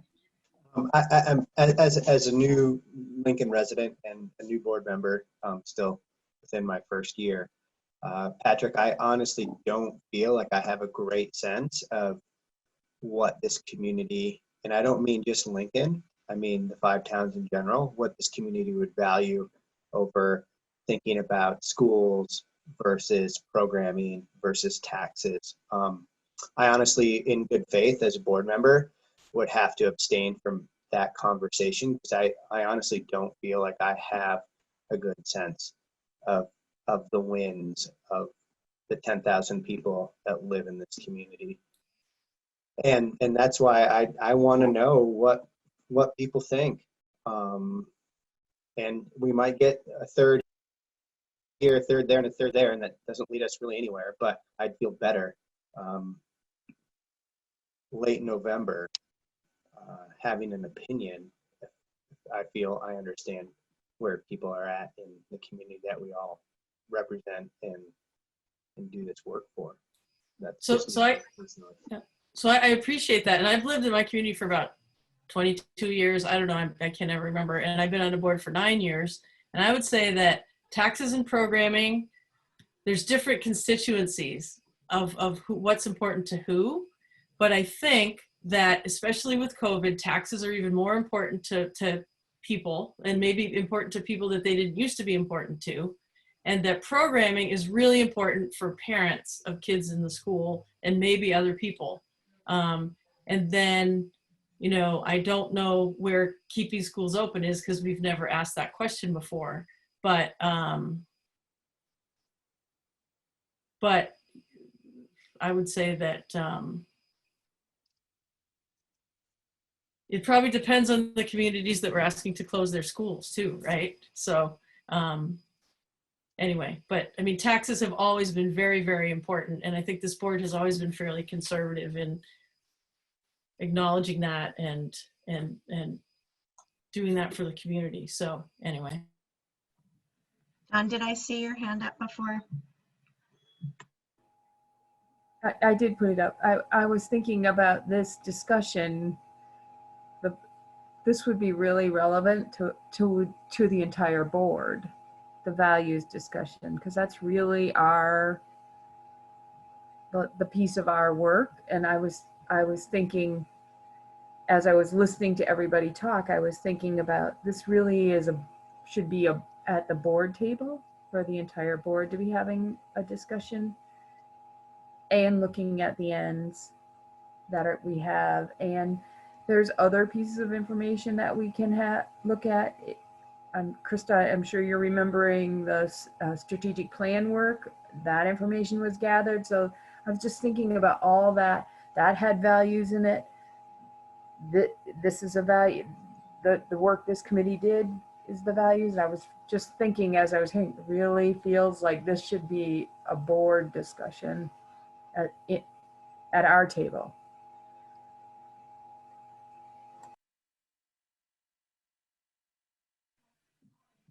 Oops.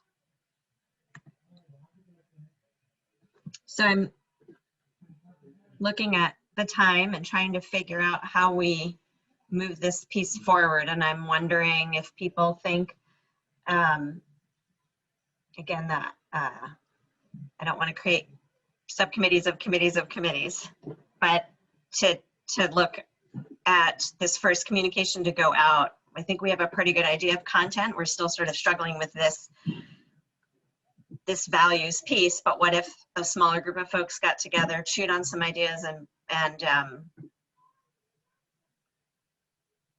I'm wondering, Don, based on what you said, if we bring it back to this group and make that recommendation to the full board. I mean, this group is going to meet again September 14th. The hope is to get, these communication out sooner rather than later. The board then meets the week after that, I'm assuming. Is that right? The 21st? It's 22nd, but yeah. 22nd. So is that too late to start putting it out? I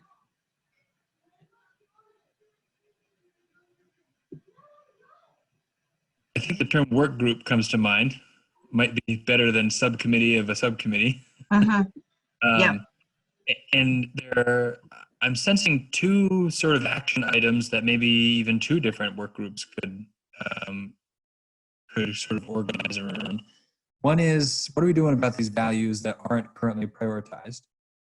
And the other is telling our story, like writing that narrative. Like that, to me, the narrative, getting started on writing our story in preparation for the work that's going to happen. Like I'm curious to hear Ian's thoughts on, okay, so we've written our story. I'm assuming the day after we write our story, we don't have our videos all created, ready to roll out. Like there's a process that's going to take some time. I don't know what that window is, but I feel a sense of urgency if we're going that direction to get started telling our story. So those are two action items that I think have kind of surfaced through this conversation. Can I just clarify what we mean by the story? Do we mean this? Do we mean like where we're at right now, like budget wise? Is that the story we're talking about? We're not talking about like what we could do. We're not talking about that. We're just like, hey, here's the deal. This is the gig. We don't have any money. Is that essentially the story?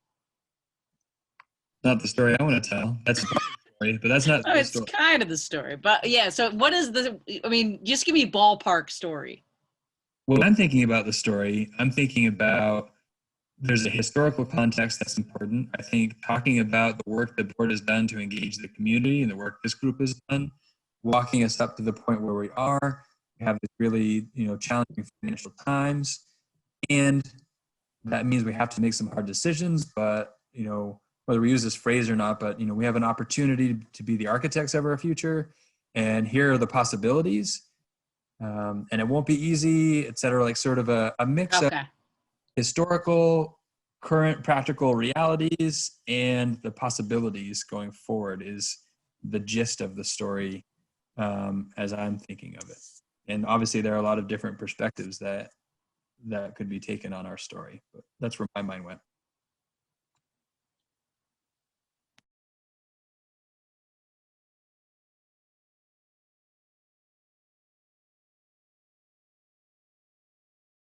Go ahead, Kim.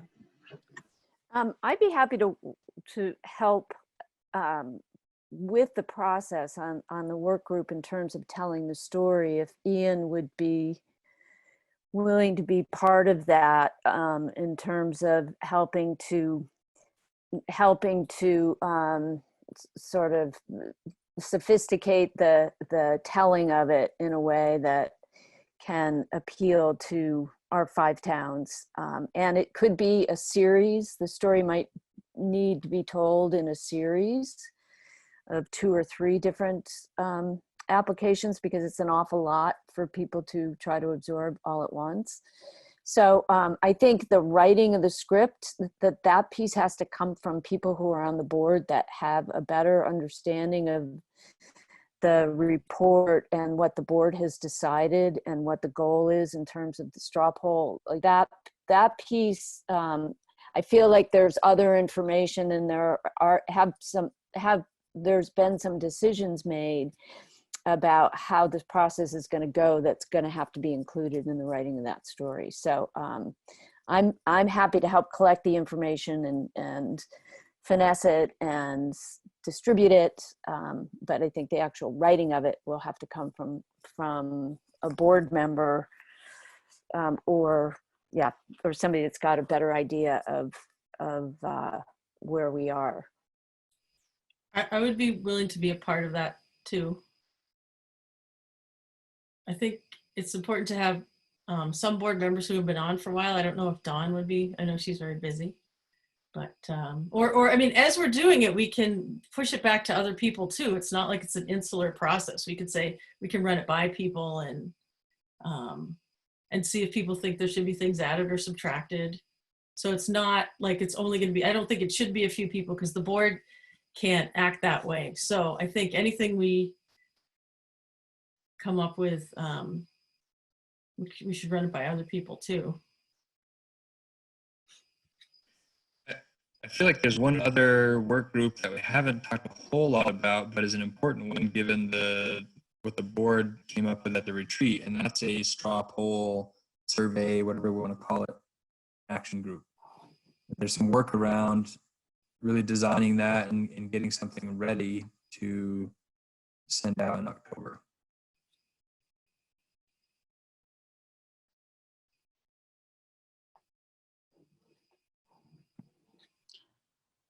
I would be totally part of that working group. That's the values, that one, not the story. Figuring out how to get feedback about the values, prioritizing the values. I'd be happy to do that working group.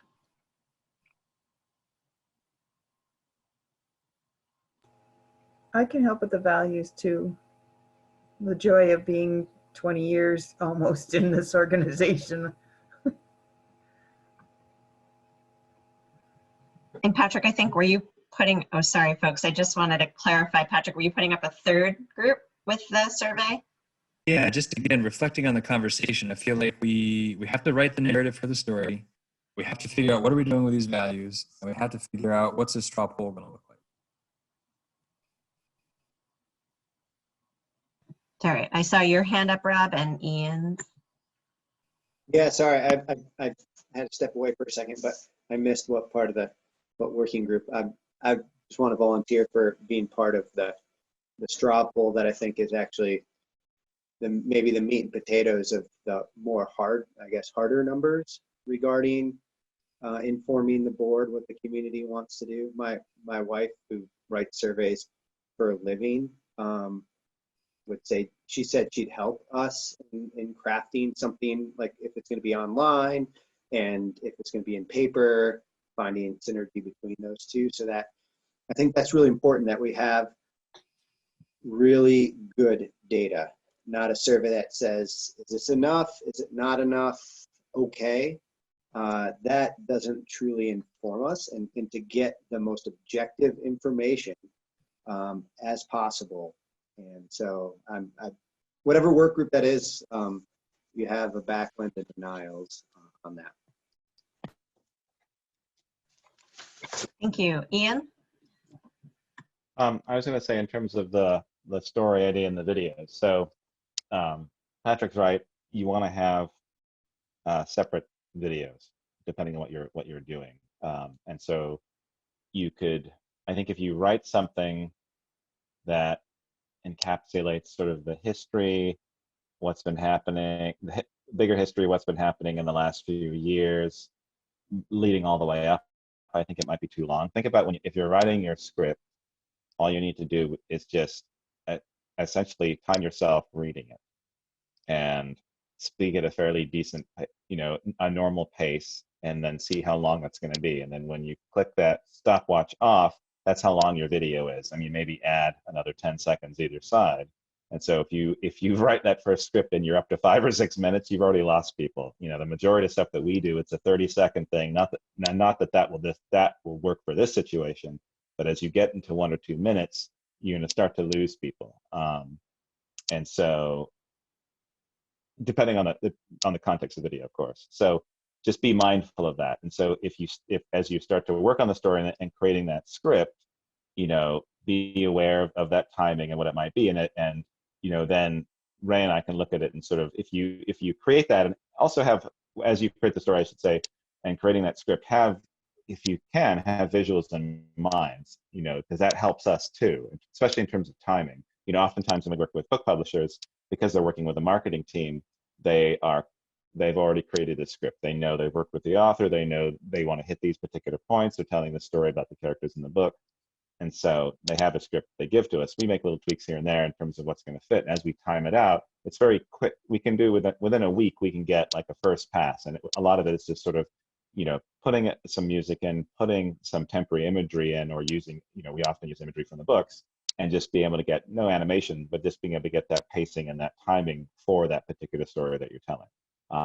And we would do the same thing here. So if you're able to write a piece and say, here's the first draft of what we're thinking, we can time it out and fairly quickly get something back to you to sort of review, and then you can get a feeling too as well how that's going to play and how you're feeling as you listen to this and as you're seeing those visuals. So I think so be aware of that timing. As you write something, read it out loud at a fairly normal pace, and then you can see where you're at. And if you think that it's quite long, maybe then start to look at how you might break that up into each, telling sections of that story through videos. So I'd be happy to project manage this whole thing if that's helpful. you know, to work with whoever's going to write or help write with someone the script, get it to Ian. Ian, do you actually need the voiceover to start the graphic, or just the script? No, we can, if you just give us a script, we'll just do a temp track, and we'll cut to that, Okay. and we'll start putting stuff to that. You know, having imagery or having an idea of what you might like to see as things are being discussed is always helpful, because that's just quicker for us as opposed to us sourcing or sort of figuring out ourselves what we might want to see here. You know, you having that imagery there and saying like, oh, a shot of the school here would be great, shot of this here would be great, shot of this here would be great, or here's a folder of imagery that you might use. We'd like to see a graph here. I think, you know, obviously you folks and the board have a lot more insight of what you might want to see in the video. You know, give us as much as you can, and then we can work to that. Okay. So it probably makes sense for Patrick to be pretty involved in that, right? So, and if not the point person. So, what I was, and to be, yeah. Go ahead, Kristen, sorry. No, and so, so that group getting together at some point and just throwing out ideas, and then, but with Patrick being a very important person on that. And I had a journalism minor, so I can write. Anyway. I'm curious to talk through that process again, because time is of the essence.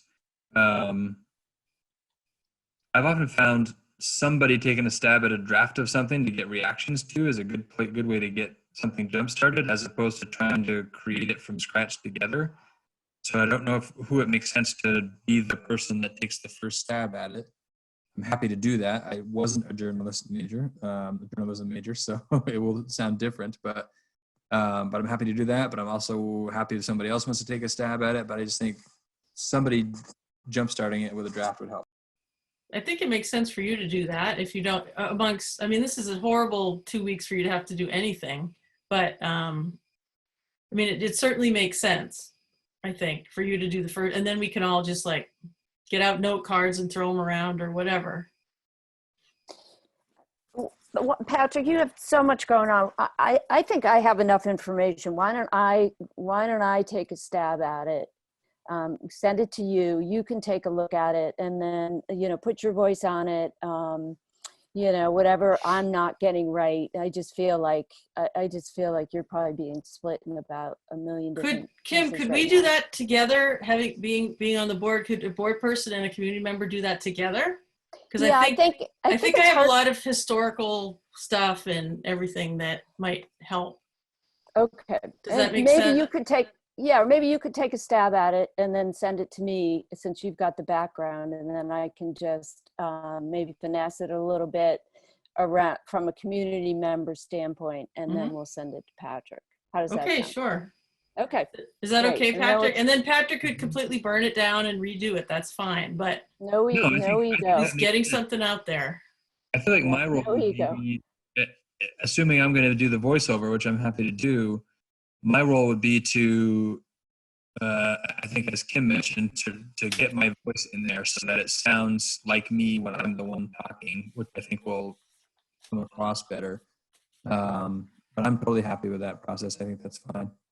And Kim, I think we could do that together. I mean, in a way too. So why don't we both do it and then see what we have, and then take it from there? Does that make sense? Because you would have a different perspective, especially on the work that's been done. I mean, do you want to do it that way, or what do you think? Yeah, I mean, we can talk about that later too. There's a saying, design by committee just never goes very well.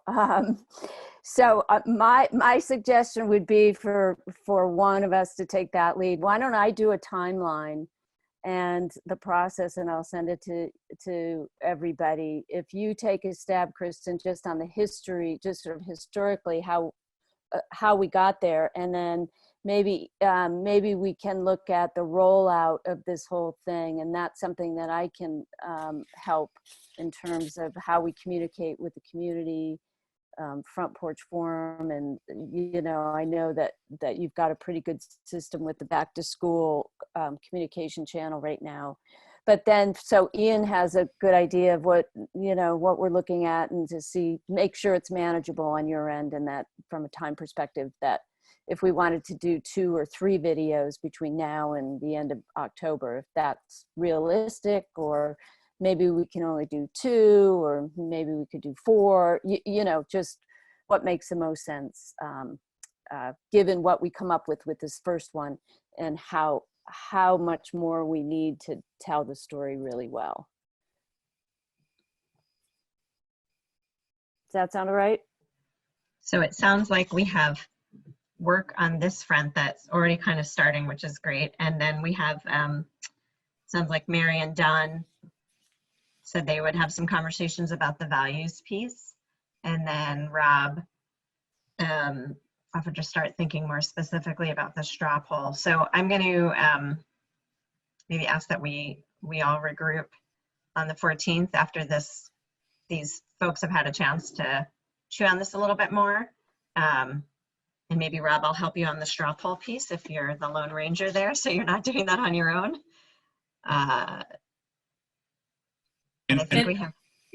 As folks are doing, so each of these 3 sort of work groups are taking shape.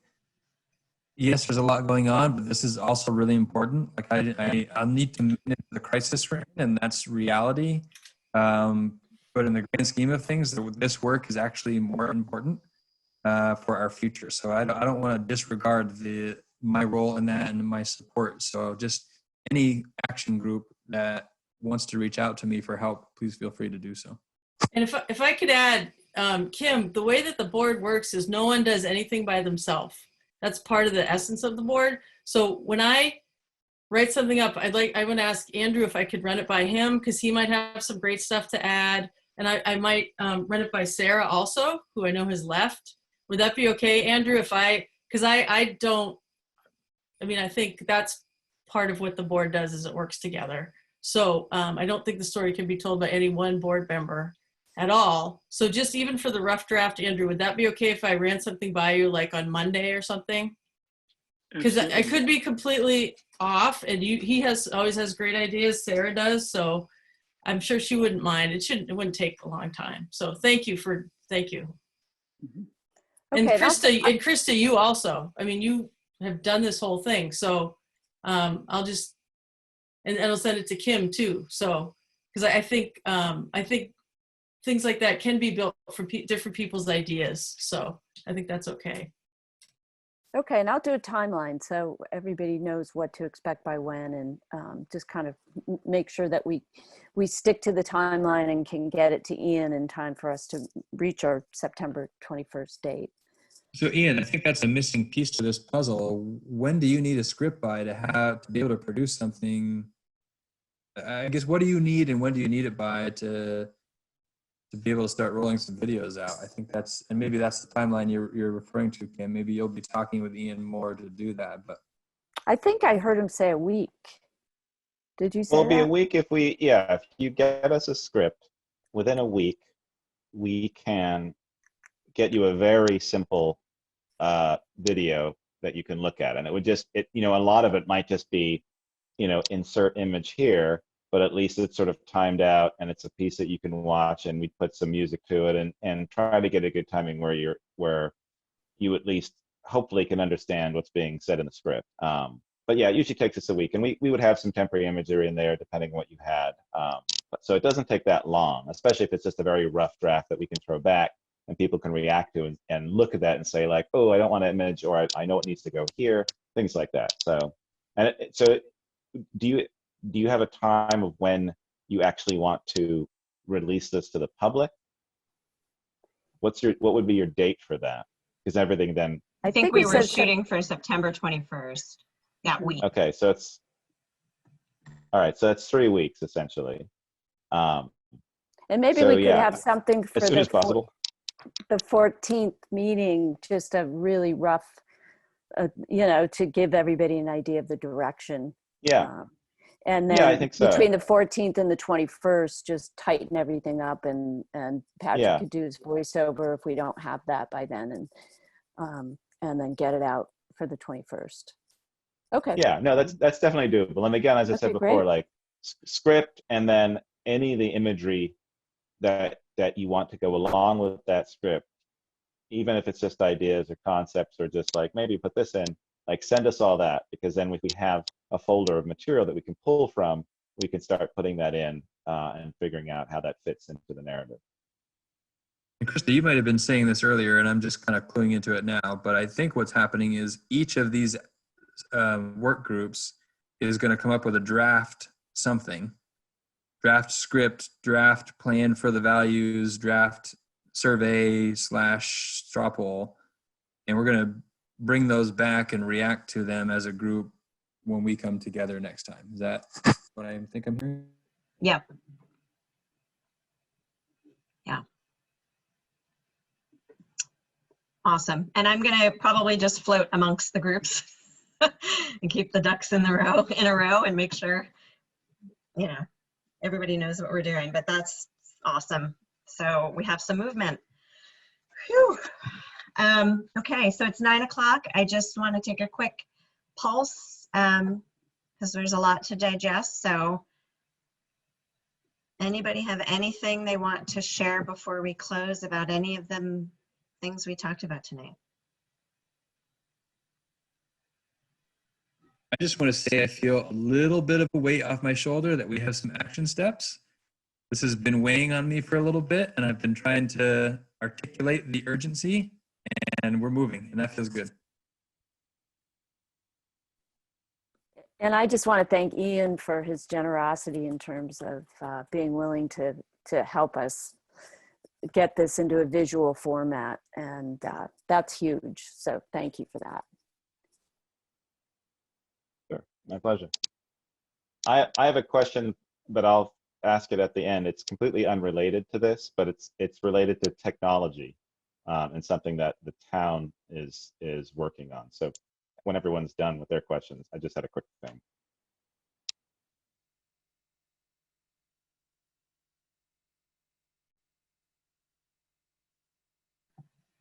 Liz, I know you're typing. We're hoping to type, trying to type. We haven't heard much from you, so I just want to check in. I think I would be happy to work in the values group with Don and Mary. That sounds good. Thank you. Okay, so Ian, you had a question. Why don't you go ahead? So my question, so at the last select board meeting, the town agreed to be part of a CUD that the Addison County Regional Planning is putting together, which is an Addison County Communications Union District, and I'm the representative, and this is to do with getting broadband to all towns in Addison County. And you know, we're lucky. I'm right in town on Mountain Terrace, and I have a fairly stable connection. I have like a 40 megabit connection and a 10 megabit up. And I'm just curious, the reason I thought about this as this meeting was going on, there's often times where it says your internet connection is stable, and there's a lot of fluctuation and in and out of quality for all of you. And I was just curious if anyone here knows what their internet connection is. And I just want to get a sense in terms of like, I know in the village that Waitsfield Telecom are putting fiber in. And so at some point within the next few months, I'll probably be able to get fiber to my house, as will a lot of people in the village. It sort of discounts everyone outside the village because of the expense. But the idea with this communications district is that they would work, and it's via grants, not taxpayer money, to build infrastructure into areas that are underserved, especially areas. And you may not get fiber, but you'd get something maybe much quicker. So I wanted to get like a quick question for the people who had. I know certain people live at certain distances away. Just what are most people outside of the village, and are most people's connections fairly slow, or is it a mix? Or I just wanted to get an idea just as I start to think about this particular district. So I live in Lincoln, just off of Downingsville Road, sort of the northeastern portion of Lincoln. I have on a good day 20 up and 20 down and I think 3 up. Yeah. It's often not quite that. And I actually inquired with Comcast. I am 0.67 miles from the Comcast line. I inquired what it would cost to run the line to my house, and it was about $14,000. So you're on DSL now then, right? Yes, so it's through Waitsfield Champlain Okay. Valley Telecom. Yep. Yeah. Okay.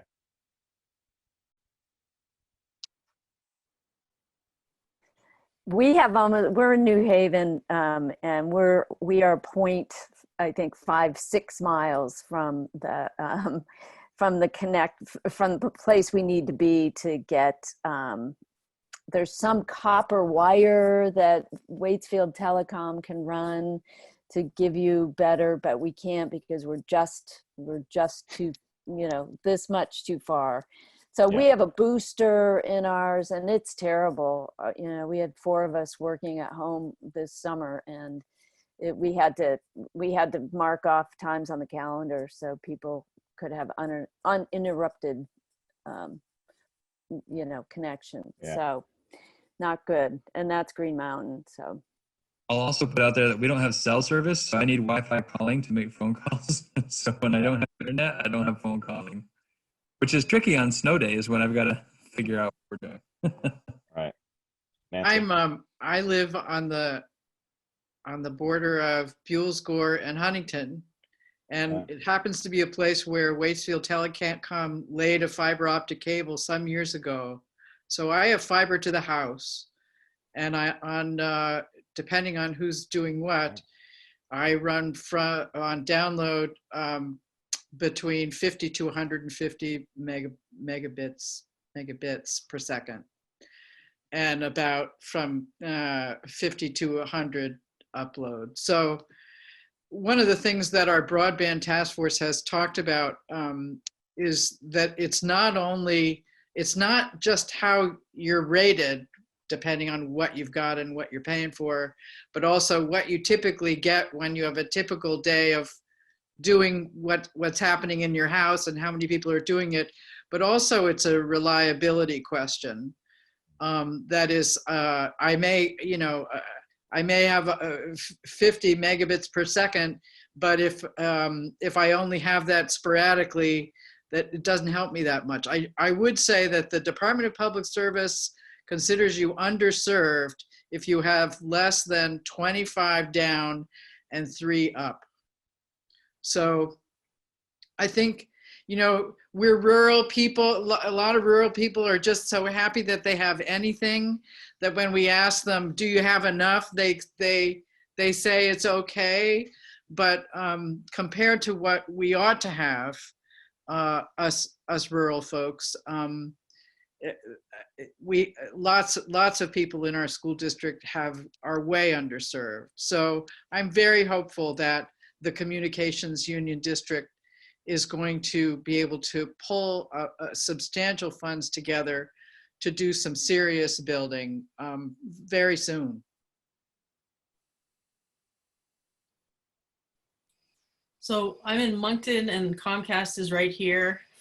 It came with the house. We're very fortunate. It's partly why we live here, because we can run to Burlington and all that kind of stuff. But we were running 5 people on Zoom stuff at some points. We had to get some repeaters in the house or whatever you call them, but that worked okay because we had 2 kids at Mount Abe, a college student, and my husband and I both working, and it worked. So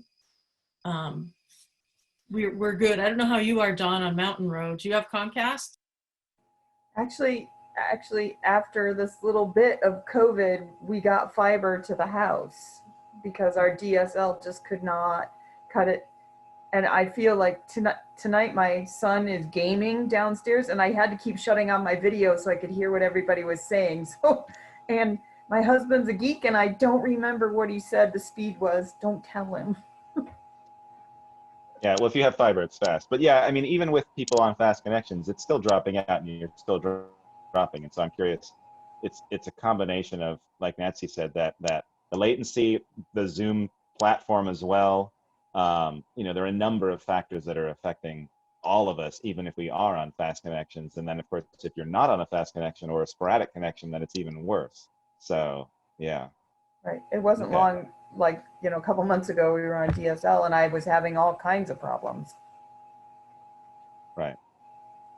Yeah, one of the things, at least in terms of the Zoom, since it seems like that's what everyone's using now, including the town, is just simple things like, at least in my control panel under video, I've unchecked enable HD. So I'm not sending high definition video. I figure people don't need to see me in all my glory. And so that seems to have helped quite a lot. So if people have that option in their computer, you could all do that because we're only little boxes anyway. And that's probably, that saves, if you have a limited connection, that would help save part of your bandwidth. Also too, just doing audio is a good thing too. It cuts that down, but of course you lose the interactivity. So what I'm hearing a lot is that it's very random, and I think a lot of people outside of the village area, some are lucky, but others it's that distance, that last mile to try to get some sort of service that's decent. I would also say, call me crazy, but in the 1930s, there was a rural electrification project that was backed by the federal government because people realized that it wasn't fair if only city folks had electricity. And really, information is currency now, and it needs to be distributed fairly. So that's what we're trying to do. Thank you for doing that. All right, folks. Thank you all for being here, for being present. I really appreciate it. I'm going to adjourn now, but I just need a motion from a board member if there's nothing else. So if I can get a motion to adjourn, that would be great. So moved, Rob. And a second? A second, Andrew. Okay, all those in favor of adjourning, please say aye. Aye. Aye. Great. All right, thank you again, everyone, and we will be back here on the 14th.